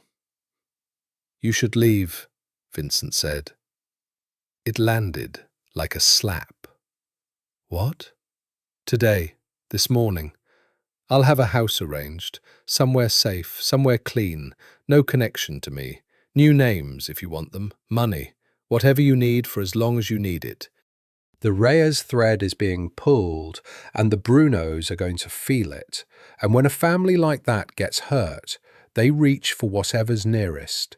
And the nearest thing—" He turned, finally, and his face was carved out of exhaustion and something worse. "The nearest thing is you. And her. I will not have it. I brought you into this house to protect you, and instead I nearly got your daughter killed. The math is simple. The safest thing in the world for the two of you is to be as far from Vincent Calabrese as the earth allows. So go. Take the story. Publish it, don't publish it, I don't care. Just go, before this place costs you the only thing you can't afford to lose." Nora looked at him, standing there in the merciless morning light, this man who never begged, never bent, never gave an inch to anyone, sending away the only thing he'd wanted in a decade, for her sake, because he had decided her safety was worth more than his own wanting. And she understood that this was the most dangerous moment of all the dangerous days. Because a man trying to keep you was a thing she'd been trained to resist. A man trying to lose you, for love, was a thing she had no defense against whatsoever. "No," she said. Vincent closed his eyes. "Nora, you said you'd give me 30 days. It's day 16. She crossed the room toward him, and for once she was the one closing the distance, and she watched him go rigid as she came. "I have a deal, and I don't break deals either." "You're not the only one with a ledger." She stopped in front of him, close, closer than she had ever let herself stand. "And the story isn't finished. There's something in it I don't understand yet. A whole set of transactions I can't make sense of. 12 of them. Money going out, not coming in. Every month, like clockwork. To 12 entities I can't identify. And you wouldn't talk about them in any interview. You steered me away from them every single time. And I want to know what they are before I leave this house. So no, I'm not going. Not until you tell me what you're hiding." Vincent looked down at her. So close she could see the exhaustion in him, the unshaved jaw, the dark eyes that had not, even now, even once, asked her for anything. "You don't want to know," he said softly. "Knowing it will make this harder, for both of us. Tell me anyway." "Why?" "Because," Nora said, and her voice broke a little, and she let it. I am about to make the biggest decision of my entire life, and I will not make it on incomplete information. I'm a reporter, Vincent. Give me the last piece. Then I'll decide what kind of woman I'm going to be." He looked at her for a very long time, and then he made a decision of his own. She watched him make it, watched something in him surrender, and he said, "All right. Not here. Get your coat. There's somewhere I need to take you." They drove north, out of the city, into the part of the valley the tourists never saw. The real Las Vegas, the one made of strip malls and check-cashing storefronts and stucco apartments baking in the sun. The city that served the city. Vincent drove himself. No Sal, no Marco, no second car. Just the two of them, and the desert, and a silence that had stopped being uncomfortable somewhere around day 10. He stopped in front of a building Nora wouldn't have looked at twice. Low, clean, recently painted a hopeful yellow. A small fenced yard out front full of second-hand playground equipment that had been lovingly repaired. A hand-painted sign over the door. Casa di Sofia, a home for children. Sophia, his sister's name. "There are 12, Vincent said. He hadn't turned off the engine. His hands stayed on the wheel, his eyes straight ahead. 12 homes. This was the first. I opened it 11 years ago, 2 years after she died. Sophia wanted to be a doctor. She wanted to spend her life on the children nobody else wanted, the ones who fall through. She never got to. So he stopped. His jaw worked. So I do it for her. 12 homes across the state. Almost 400 children right now, this morning, eating breakfast in houses I pay for, going to schools I pay for, seeing doctors I pay for. Every one of them an orphan or close enough. Kids the system gave up on. Kids of men who worked for me and died. Kids of women my business ruined. I take the ones nobody else will take." Nora could not speak. "That's where the 12 transactions go," he said. "Every month, the money that goes out. You couldn't identify the entities because I built them to be unidentifiable. 11 layers of shell between the casino floor and the cereal in those kitchens. Because if it ever got out that the cold hand had a soft place, every enemy I have would know exactly where to put the knife. A man in my position cannot afford to be known to love anything. It's the first rule. The thing you love is the thing they take." He finally turned to look at her, and his eyes were wet, and he did not bother to hide it. "I learned that lesson in a hospital hallway, and I learned it again 16 days later in a motel room, watching a man use your daughter against you. The things you love are the things they take. So I hide them.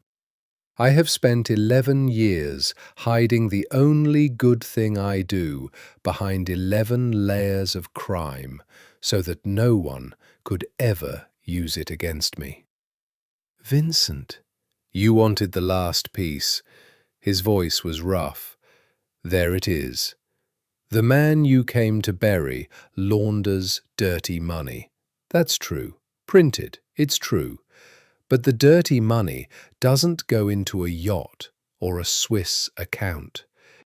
It goes into that building and 11 more like it, and it buys 400 children the childhood my sister wanted to give the world and never got to. You can fit that in your story, or you can leave it out.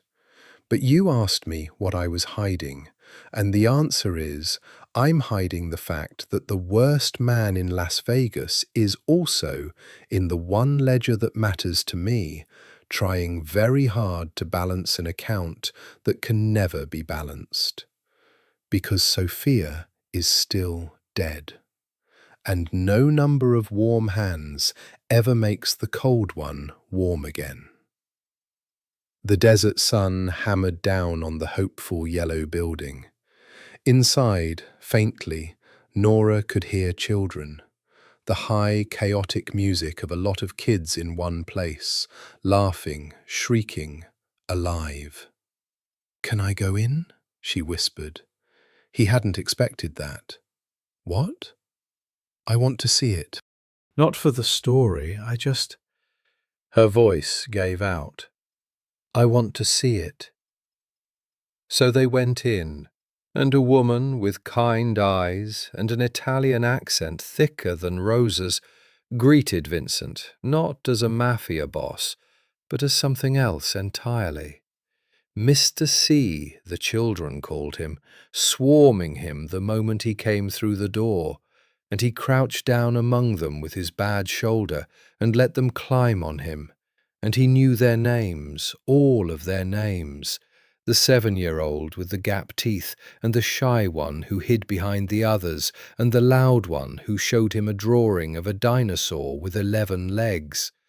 And Vincent looked at the 11-legged dinosaur with exactly the same grave seriousness he'd given Lily's foam tower, and he said, "That is structurally a very strong dinosaur." And the child glowed. Nora stood in the doorway of the home he'd named for his dead sister, and she watched the most dangerous man in Nevada, beloved by children who didn't know what he was. And she understood with total and devastating clarity that her 3 years of work, her notebook, her career-making, empire-ending story was sitting on a fault line, and that the fault line was her own heart, and that it had already started to give. In the car afterward, neither of them spoke for a long time. "You shouldn't have shown me that," Nora said finally. "You just made it impossible for me to write the truth." "I showed you the truth," Vincent said. "The whole truth. What you do with it." He pulled the car back onto the road toward the mountains and the fortress and the rest of their 30 days. Is the difference between a journalist and a propagandist. "You came here to write that I'm a monster. I'm not asking you to write that I'm a saint. I'm asking you to write that I'm a man. That's all. That's the only thing I've ever wanted from anyone, and you're the first person in 19 years I've trusted to do it."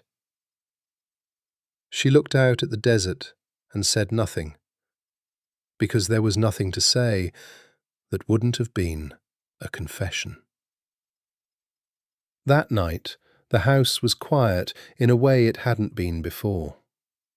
Lily slept, alone, in her own bed at last, having declared, with the resilience that only children possess, that she was done being scared, and Mr. Bubbles would protect her. Rosa slept. The men changed shifts at the gates with their quiet murmurs, and Nora Walsh could not stay in her room. She found him, of course, on the terrace. He always ended his nights on the terrace, with the glass of amber he never drank, looking out at the desert and the stars, and whatever ghosts kept him company. She had learned his geography. That was the thing about 16 days. You learned a person's geography whether you meant to or not. She came and stood beside him at the rail, close, closer than the careful distance he'd kept for 16 days. He went still. She'd learned to read that too, the particular stillness of a man holding himself in check. "You should be sleeping," he said. "So should you." "I don't sleep. I know." She looked at his profile against the stars, the broken and reset jaw, the dark eyes. "I figured out why, I think." You stay up to keep watch. You've been keeping watch over something your whole life. Sophia, the kids, now, she stopped. Now, he agreed, very quietly, and didn't finish it either. The desert wind moved between them, warm and dry. You said you wouldn't, Nora said. That first week. In the library, you stepped back. You said, not when you're frightened. Not when you might mistake gratitude for something else. I remember. I'm not frightened anymore. Lily's safe. The thing that scared me is over. She turned to face him fully, and her heart was going so hard she was sure he could hear it. And it was never gratitude, Vincent. I want you to know that. I've been telling myself it was gratitude for 16 days, because gratitude is safe. Gratitude is something I can write in a notebook and underline and pretend explains everything. But it was never gratitude. It was the block tower. It was the way you listened to her otter story for 15 minutes.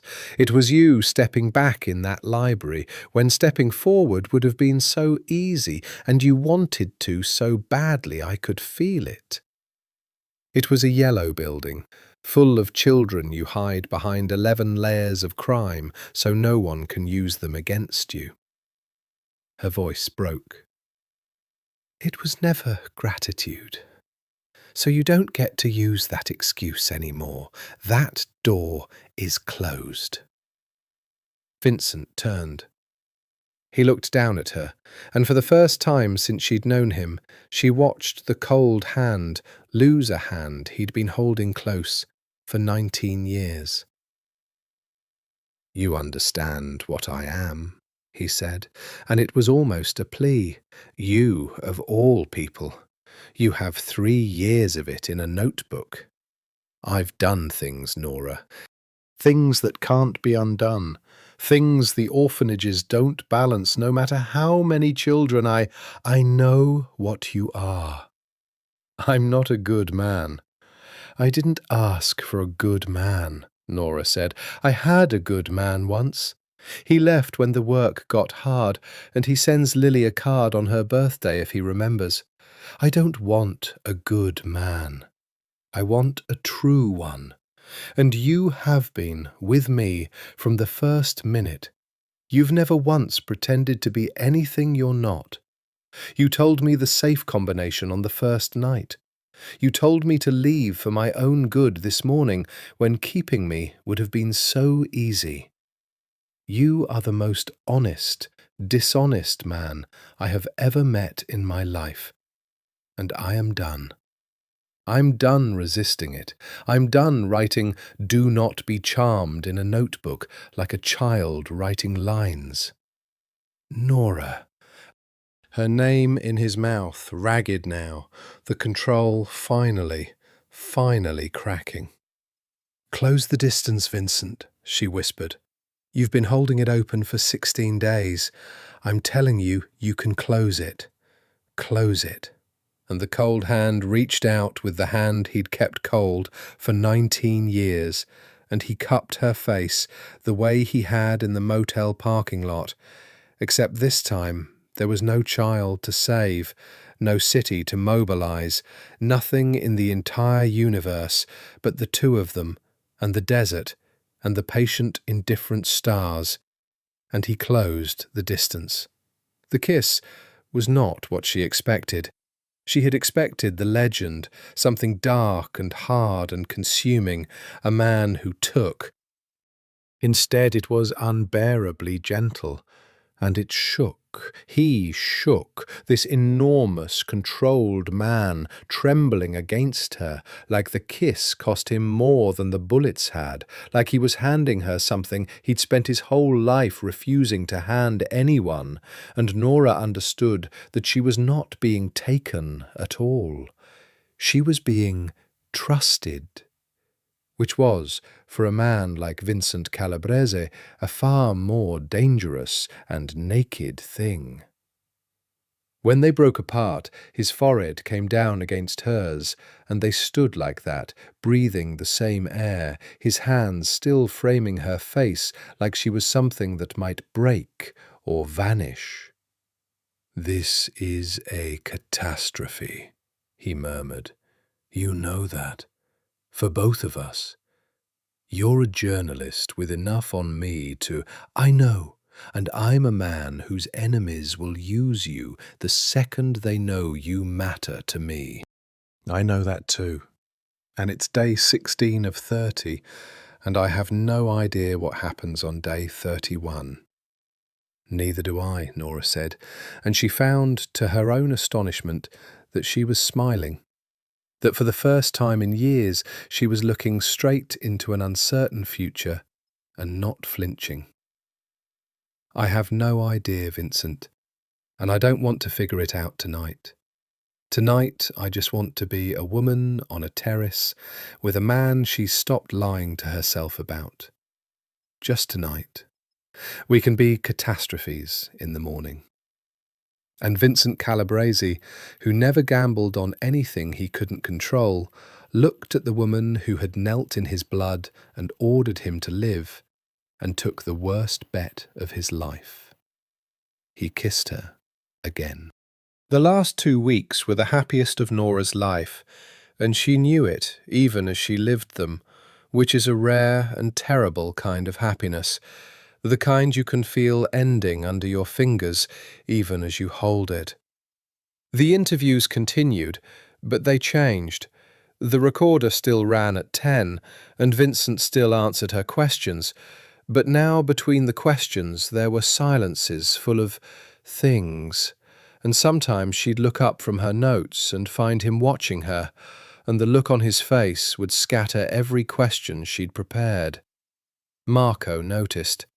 Marco noticed everything, and Marco's face, when he looked at the two of them, was the face of a man watching someone he loved walk out onto thin ice. "He's not himself," Marco told her once, having intercepted her in the hall with the particular gravity of a man who has decided to risk a conversation he shouldn't. "You should know that. In 19 years I have never seen him soft. It's beautiful, and it's going to get him killed. A man in his position cannot afford what you're doing to him. The minute the families smell it, the minute they understand that the cold hand has a warm place, they will aim everything they have at exactly that spot, at you, at your little girl. You understand? Loving you is the most dangerous thing he has ever done. More dangerous than any war." "I didn't ask him to," Nora said quietly. "No," Marco agreed. "That's why he can't stop." She thought about that for a long time. But there were also the good days, the borrowed ones. There was the afternoon Vincent taught Lily to swim in the long blue pool. The two of them in the water for hours, his patience inexhaustible, his big, careful hands holding her small body level while she kicked and shrieked and finally, swam 3 strokes on her own and came up, gasping and triumphant. And Vincent's laugh, his real laugh, the one Nora had only heard bleeding on a marble floor, rang out across the desert.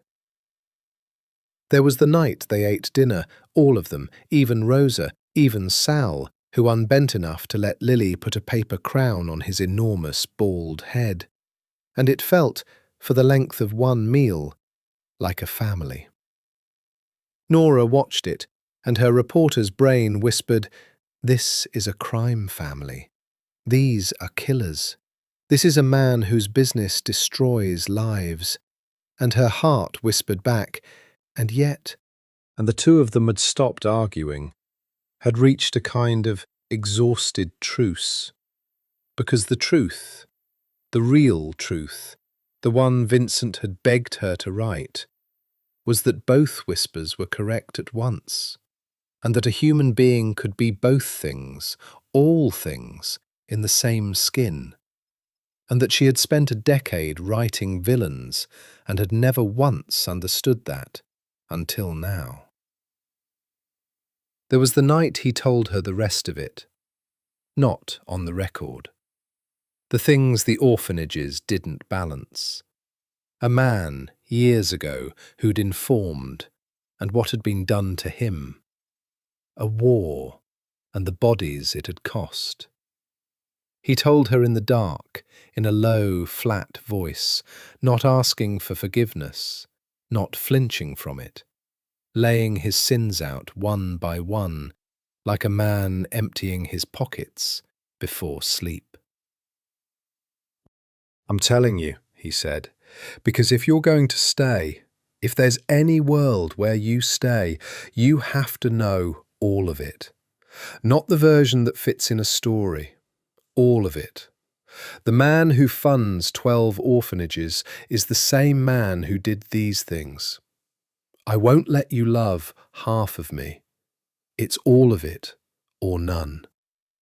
She lay in the dark beside him and listened to the worst of him, and she did not run. And in the morning she was still there, and that, more than the kiss, more than anything, was the moment Vincent Calabrese stopped, somewhere deep in the frozen architecture of himself, believing he was alone. But the days ran out. They always do. Day 30 arrived the way the last day of anything arrives, too fast and ordinary, the desert sun coming up exactly as it had on the other 29. And with day 30 came the thing they'd both been not talking about. The thing that had sat in the corner of every kiss and every silence. The story was finished. It was finished. She'd known it for days. She had 3 years of evidence and 30 days of exclusive access and a complete, airtight, devastating account of the criminal empire of Vincent Calabrese. Enough, more than enough, to hand a federal prosecutor the case of a generation. Enough to put him in a cell until he died. Enough to make Nora Walsh the most important investigative journalist in the country. It sat on her laptop in a single document, 41,000 words, the best work she had ever done. And on day 30, while Lily napped and Vincent was in the city closing the res matter once and for all, Nora Walsh sat down in the wing of the fortress on Red Rock, opened the document, scrolled to the top, and looked at the small blue button at the corner of her publishing platform, the one that would send it, in a single click, to her editor, to the wire, to the world. Publish. Her hand found the trackpad, her finger found the button, and there she stopped, frozen, the cursor hovering, the whole of her future and his hanging on the next quarter-inch of motion. She had a decision to make, the biggest of her life. And that was when her phone rang. It was Vincent. Of course, it was Vincent. She looked at his name on the screen. She'd put it in her phone as just V, a small cowardice, a small protection. And the phone buzzed in her hand while the cursor hovered over the blue button. And she understood, in the way you understand things in the marrow before the mind catches up, that he knew. That he had always known this moment was coming, that somewhere in his vast machine of informants and instincts, the cold hand had felt the exact moment his fate came to rest under a journalist's fingertip, and he had called. She answered. She didn't say hello. "It's day 30, she said instead. "It's day 30, Vincent agreed. His voice was very calm. The calmest she'd ever heard it, and she'd heard it bleeding. "And you're sitting in front of the story?" It wasn't a question. She didn't insult him by pretending. "Yes." "It's finished?" "Yes." "And it's good?" A pause. It would end me. It would put you in prison for the rest of your life, Nora said. Her voice was shaking. The cursor was shaking.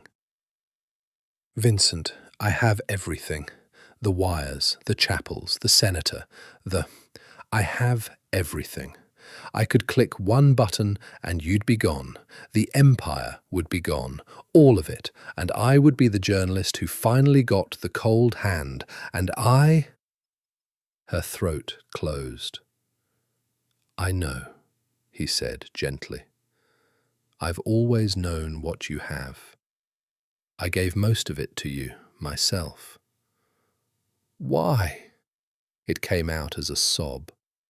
Why would you do that? Why would you hand me the gun? Because. A long breath on the line. The sound of him far away in the city, choosing his words with the care of a man who has decided to tell the truth one final time. Because I'm tired, Nora. I've carried this for 19 years, and I'm tired, and for 30 days you made me forget how tired I was. And because I would rather you have the gun than anyone else on earth. If it ends, I want it to end in your hands. There's a kind of mercy in that, the only kind I'd accept. She was crying now, openly, the desert blurring beyond the glass. Tell me not to. Vincent, tell me not to do it. Beg me. Please, just this once. Beg me. No. The single word, soft and absolute. I never beg, Vincent said. You know that. It's the one thing I've never done, the one line I've never crossed. Not for my own life, not when I was bleeding on the floor and you were the only thing between me and the dark. I didn't beg you then, and I won't beg you now. So I'm not going to tell you not to do it, Nora. I'm going to tell you the opposite. A breath. Do it. What? Do it. Click the button. Publish the story.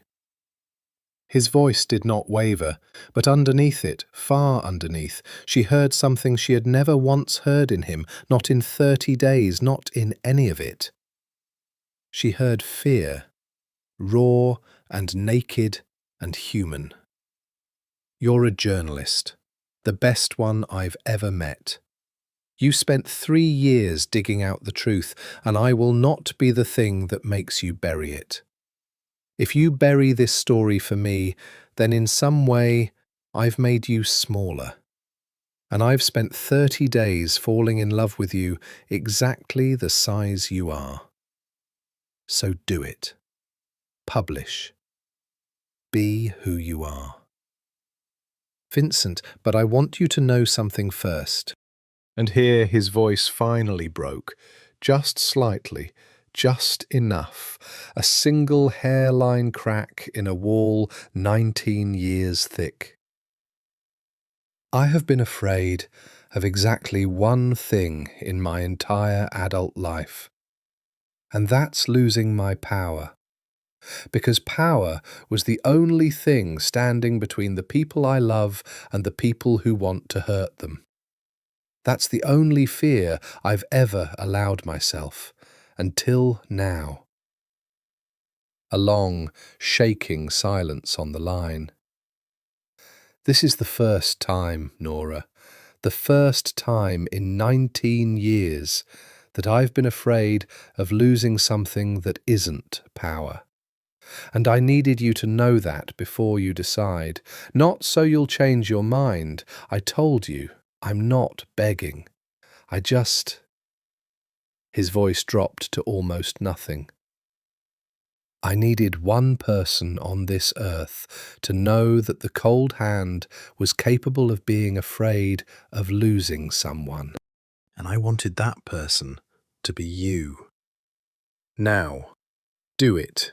I'm hanging up. I won't make you do it with me on the line. Goodbye, Nora. Vincent, don't. I love you, Vincent Calabrese said, simply. the way he said all his truest things, with no decoration and no defence. However this ends, I love you. Goodbye. The line went dead.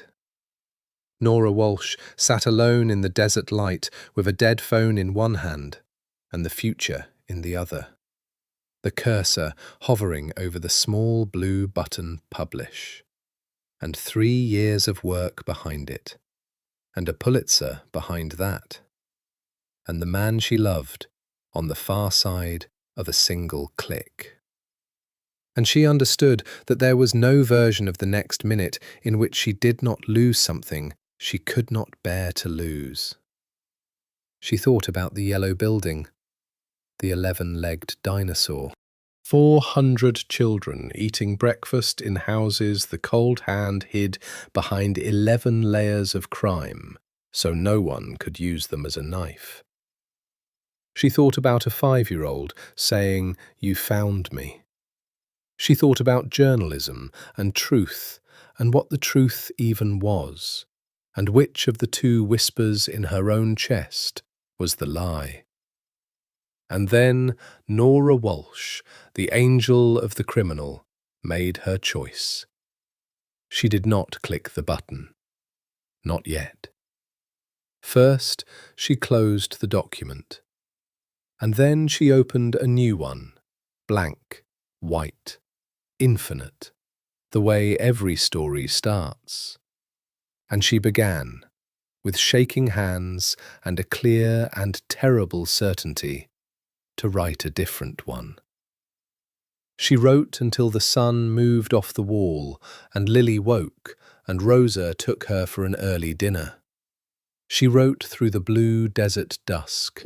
She wrote the way she had not written in years, not since before the marriage and the divorce and the grinding freelance hustle had turned her work into a product. She wrote because she had something true to say, and only she could say it. She did not lie. That was the thing she held on to, the line she would not cross, because she was a journalist, and the day she lied in print was the day she stopped being the woman Vincent had said he loved, exactly the size she was. She did not lie. Everything in the new story was true. She wrote about a casino empire built on the edges of the law. She wrote about a city's machinery and the men who'd bought it. She wrote about Vincent Calabrese, Mafia boss, casino owner, the man they called the Cold Hand, because he had not forgiven a soul in 19 years. She named the structures. She described the methods. She did not pretend he was clean, but she wrote about all of him. She wrote about a 19-year-old girl named Sophia who had wanted to be a doctor for the children nobody wanted, and a brother who'd held her hand in a hospital hallway while it went cold, and what that does to a man. She wrote about 12 homes and 400 children, and the 11 layers of shell companies built not to hide stolen wealth, but to hide generosity. Because in his world, the thing you love is the thing they take. She wrote, without naming herself, without navigation, Lily, protecting them even now, about a man who would turn an entire criminal underworld toward the rescue of a single frightened child, and ask for nothing in return. She wrote a portrait of a man more complex than she, or her readers, or the FBI, or the legend had ever imagined. A man who was both whispers at once, a monster and a guardian in the same skin, a criminal, and, in the one ledger that mattered to him, something close to an angel. And she wrote that the most honest thing she could say, after 30 days inside his house and his life, and, though she did not write this part, his heart, was that she no longer knew which side she was on. And that perhaps the not knowing was the truest thing of all, because human beings were not stories, and the day journalism forgot that was the day it became propaganda. She left out the wires. She left out the chapels. She left out the senator's name and the offshore structures and the names of the men and every single piece of hard evidence, the load-bearing facts, the ones a prosecutor needed, the ones that turned a profile into an indictment. She left out the gun. She kept the truth and removed the weapon, and she knew, as she did it, exactly what she was doing and exactly what it cost. It cost her the Pulitzer. It cost her the case of a generation. It cost her the version of Nora Walsh who had broken into a casino 31 days ago, certain she knew what justice was. And it was, without question, the best thing she had ever written. The best investigative report of her life. And the first one in which she did not know, walking away from it, whether she had done right or wrong. Only that she had done true. She finished it at midnight. She read it through once, and then she sat for a long time in the dark. She thought about clicking publish, about what it would mean, a brilliant, unkillable, unactionable portrait of a complicated man, a piece that would make her name not as the woman who got the cold hand, but as the journalist brave enough to refuse the easy story. It would run. Her editor would fight her on the missing evidence, and then, reading it, would stop fighting. Because some part of every good editor recognizes the moment a writer has touched something real. But that wasn't the choice that frightened her. The choice that frightened her was the other one, the one underneath. The one Vincent had handed her with the gun. Because she could still publish the other document. It was still there, in the trash, recoverable with 3 clicks. The full one. The one with the gun in it. She sat in the dark with both stories inside one machine and understood that this, not the terrace, not the kiss, not the motel room, this was the real fork in her life. And that whichever way she went, she would be a different woman on the other side of it, and she would never get to be the old one again. She opened her phone. She looked at V. She did not call. Some things you don't decide on a phone. Some things you decide with your whole body, walking down a long limestone hall toward a man on a terrace.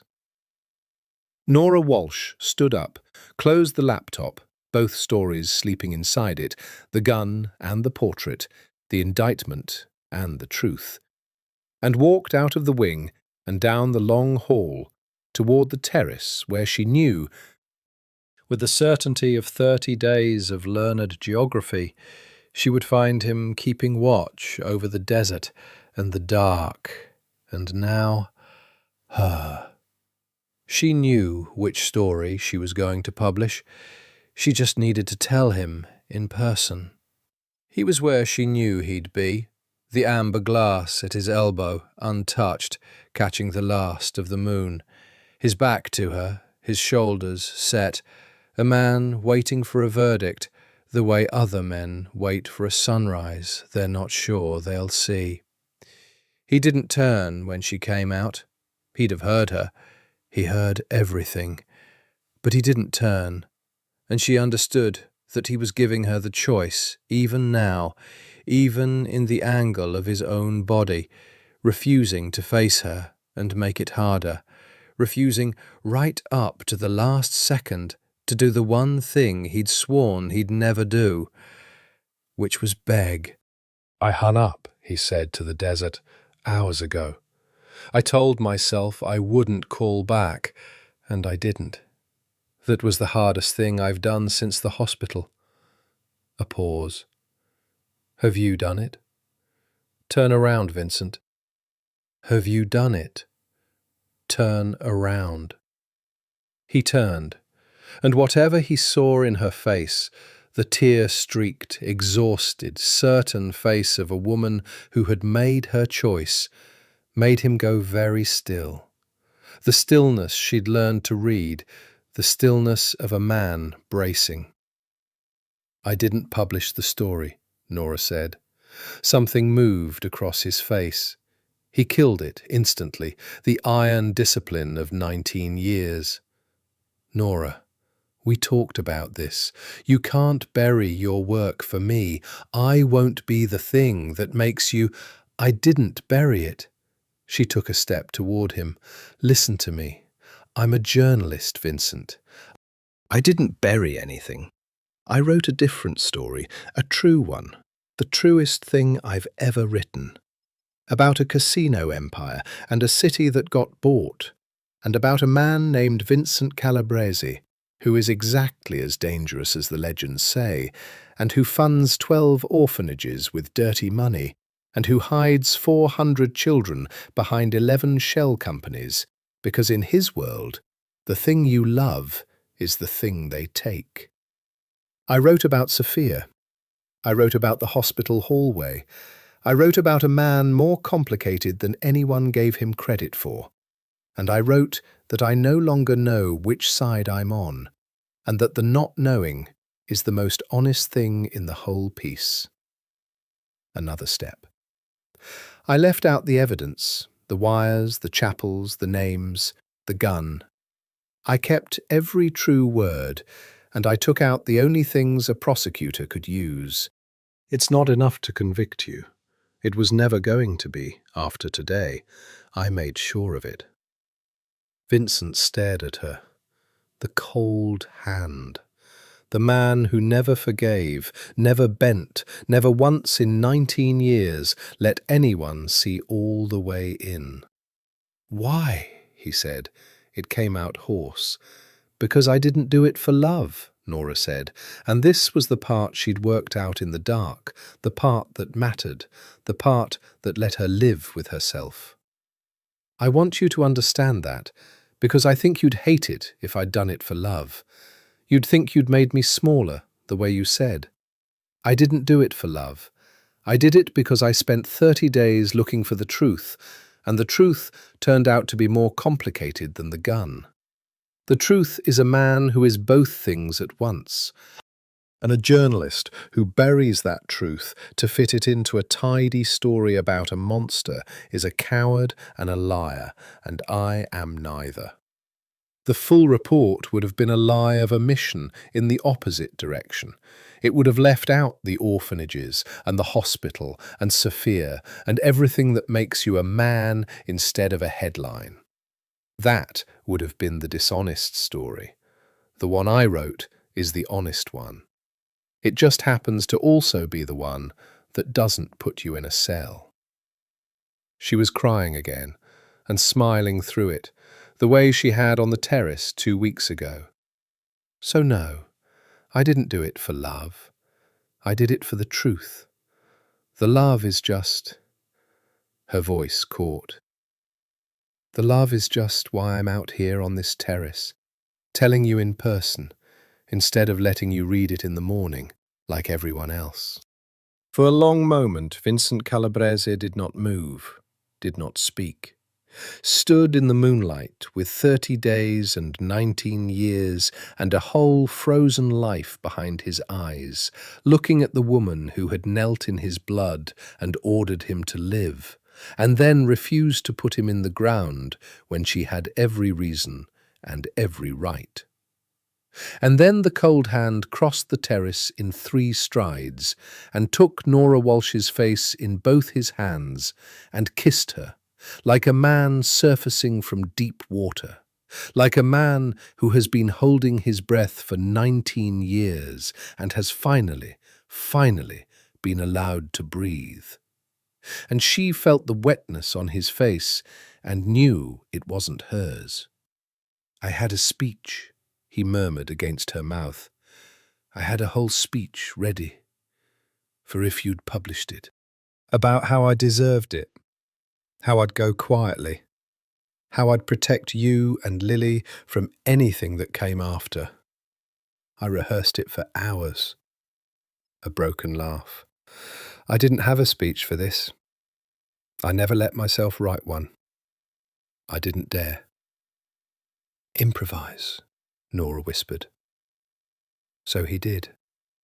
He said the only thing that was left, the thing under all the others, the simplest and most dangerous truth he owned. Stay, Vincent Calabrese said. Day 30's over. The deal's done. You're free. You can take Lily and the story and walk out that gate tonight, and I'll have men make sure you're safe for the rest of your life. No strings, no debt, the ledger closed clean. You're free, Nora. That's what I'm offering you. Your freedom. His hands tightened on her face. And then I'm asking you, freely, for the first time in my life, asking and not arranging, stay. Stay anyway. Be a catastrophe with me. Both of you. Stay. She stayed. Not in the fortress on Red Rock. That was the first thing they changed, both of them understanding that a house built to hold things at bay was no place to raise a small person who liked to build towers and swim 3 strokes and ask sad castles why they were sad. And not, in the end, in Las Vegas at all. The story ran 3 weeks later. It detonated, but not the way anyone had braced for. There was no indictment. There was nothing in it a prosecutor could hold. But there was something the prosecutors had never managed in 11 years and $40 million. There was the truth, whole and complicated and human, and it did more damage to the legend of the cold hand than any conviction could have. Because a monster the city could understand. A monster they could fear cleanly, but a man who funded orphanages and held his dying sister's hand and turned a criminal empire toward the rescue of a child. A man could not be feared cleanly, and an empire built on clean fear does not survive its boss becoming complicated. Nora Walsh, who had set out to imprison Vincent Calabrese, had done something stranger and more permanent. She had made him human, in print, forever. And a human cannot be a king of shadows. He'd known. Of course he'd known. She understood later that it was the other thing he'd handed her along with the gun, that the honest story would cost him his throne as surely as the evidence would have cost him his freedom, just slower, just gentler, and that he'd chosen it on purpose. That when he said, "I'm tired," he had meant it all the way down. He got out. It took the better part of a year. An empire is not a coat you simply take off. And there were debts to settle and successions to manage and a great deal of money to move quietly into the 12 homes and a foundation that bore a dead girl's name. Until the day came when there was nothing left tying Vincent Calabrese to the city that had made him cold. Marco wept and called him a fool and embraced him and took over what was left. And that was its own kind of ending, the only kind that world allows. The day they left, Lily put Mr. Bubbles in her own backpack and refused all help carrying it. And at the airport, she held one of Nora's hands and one of Vincent's, and the 3 of them walked toward the gate, looking, to anyone who passed, like exactly what they had somehow, impossibly, become. Rome did not know the cold hand. That was the gift of it. In Rome he was simply a man, tall, quiet, with a jaw that had been broken once and reset wrong, who walked the cobbled streets of Trastevere in the early evening with a 5-year-old on his shoulders and a woman beside him who was forever stopping to write things in a small notebook. The Romans took them for what they appeared to be. No one crossed the street when he passed. No one's eyes went down. For the first time in 19 years, Vincent Calabrese walked through a city and no one was afraid of him. And Nora watched the weight of it come off him by degrees, week after week, like a man surfacing slowly from a great depth, so the pressure won't kill him. They rented an apartment first, then bought one. Top floor of an ochre palazzo with a terrace, because of course there was a terrace. He would always need a terrace, would always need somewhere to stand at night and keep watch. But the watching changed too over the months, from a soldier's vigilance to something softer. A man simply looking at the lights of a city he was learning to love because it had let him be no one. Nora wrote. Freelance still, but different work now. The work she'd meant to do before the world ground her down. Long pieces, true ones, about complicated people. She never wrote about him again. That story was finished. She'd said everything true she had to say, and the rest was theirs, and the rest was not for print. Lily started school. She learned Italian faster than either of them, the way children do, and came home with new words and grass stains and friends whose names Nora couldn't pronounce. And she called Vincent by his name for a while, and then, one ordinary Tuesday over breakfast, did not. And the new word she used instead made the most dangerous man in the history of Las Vegas put down his coffee and leave the room and stand on the terrace for a long time with his back to them. And when he came back, his eyes were red, and no one said anything about it, because some things you don't say out loud, and some silences are the loudest love there is. The 12 homes still ran. He'd made sure of it before he left. The foundation, the quiet money, the structures rebuilt, clean now, legitimate. A dead girl's name on a charity that would outlive them all. Sometimes a letter came, forwarded through a chain of addresses, a child's drawing, an 11-legged dinosaur, a photograph of a yellow building full of kids eating breakfast. He kept them in a box. He thought Nora didn't know. She knew. On a night near the end of their first year, they stood on the terrace in Rome, with the city spread gold below them, Lily asleep inside with Mr. Bubbles, and Vincent had a glass of wine at his elbow that he had, for once, actually been drinking, because there was nothing left in him that needed to stay sharp. "Do you ever wonder," Nora said, "what would have happened if I'd clicked the button?" "No," Vincent said. "Liar." He almost smiled.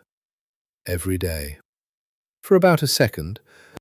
"And then I look at this." A gesture, the terrace, the city, the dark window behind which a small person slept. "And I stop wondering, because there's no version of that button that ends here. And here is the only place I've ever wanted to be." He turned to look at her. "Do you wonder? About the Pulitzer, the story you didn't write?" Nora considered it honestly, the way she considered everything now. "I wrote a better one," she said. "It just wasn't the one that wins prizes. It was the one that was true. And it was the first time in my whole career I finished a piece and didn't know which side I was on." She leaned into him, and his arm came around her, the hand that had been cold for 19 years, warm now against her shoulder. "I used to think that was a failure, not knowing." "I thought a good journalist always knew which side she was on." "And now?" "Now I think anybody who's always sure which side they're on isn't paying attention," Nora said. "People aren't sides, Vincent. They're Both whispers at once, he said quietly. Both whispers at once. The city breathed below them, indifferent and beautiful. Somewhere a church bell counted the hour. Inside, a 5-year-old turned over in her sleep and clutched an otter named Mr. Bubbles, safe behind no walls at all, because the only fortress she needed now was the 2 people on the terrace, who had each given up the thing they thought they could not live without, a throne, a prize, and discovered to their endless astonishment that they could. "I never begged anyone," Vincent murmured into her hair. "My whole life, not once. I know. I'm going to beg you for one thing, just one, the only one I'll ever ask for." Nora went still. "What?" "Don't ever leave this terrace," he said. "Not really. Wherever we are, whatever city, just be the woman who stays. That's all. That's the whole prayer." And Nora Walsh, the angel of the criminal, the journalist who had buried the gun and kept the truth, looked out over Rome with the man she had refused to put in the ground, and gave him the only answer either of them had ever needed. "I'm not going anywhere," she said. "I already chose. I'm staying." And she did. Years later, because there were years, more of them than either had dared to count on, a young journalist came to Rome. She was good.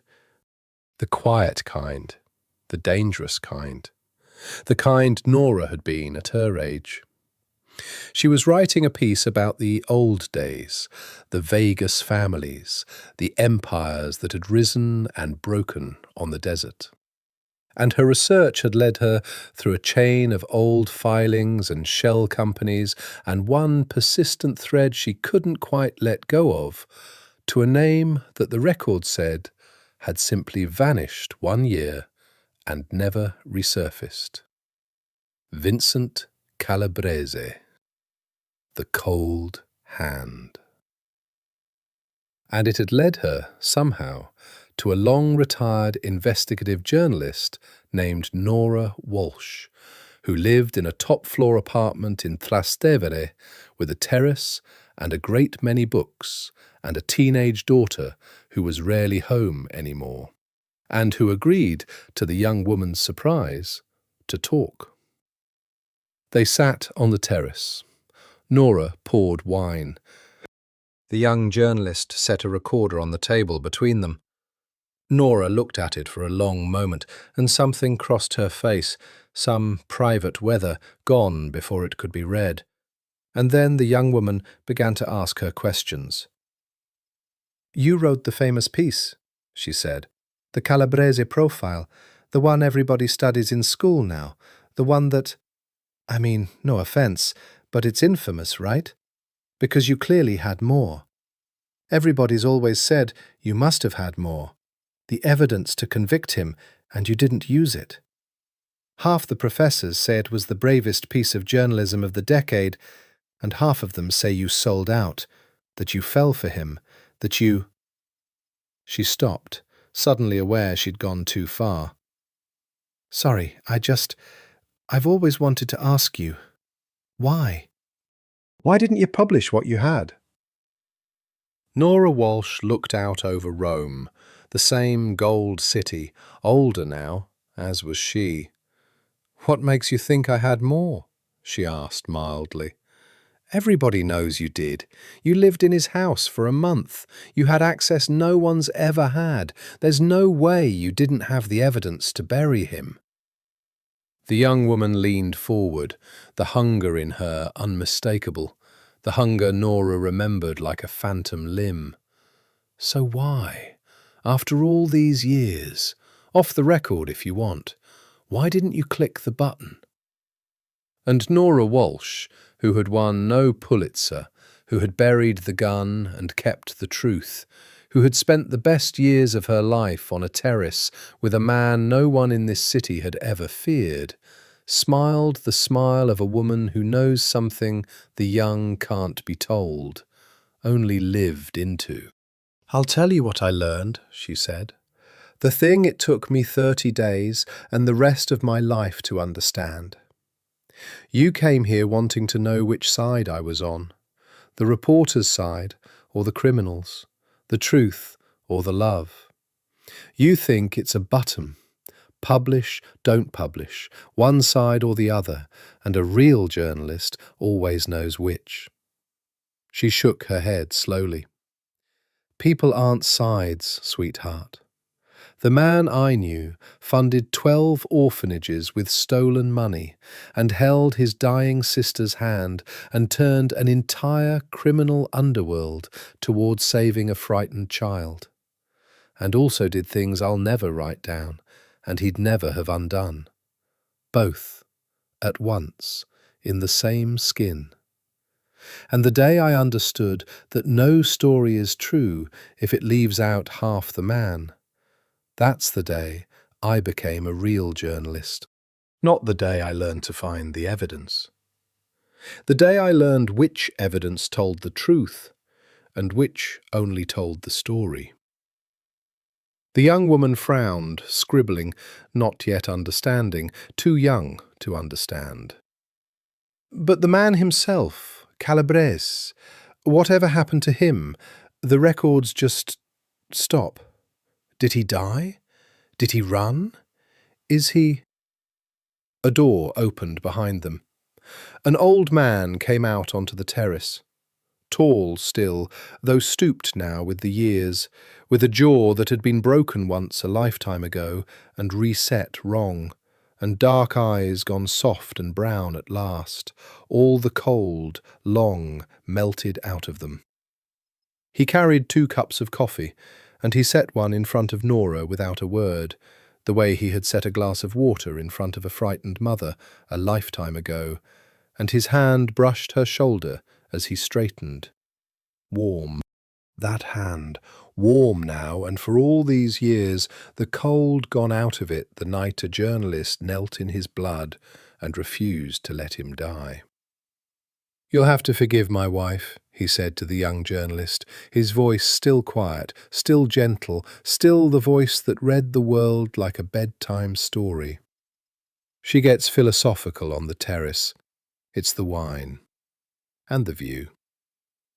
He lowered himself into the 3rd chair with a small grunt and looked at the recorder on the table and then at the young woman's notebook and then, with vast and ancient amusement, at Nora.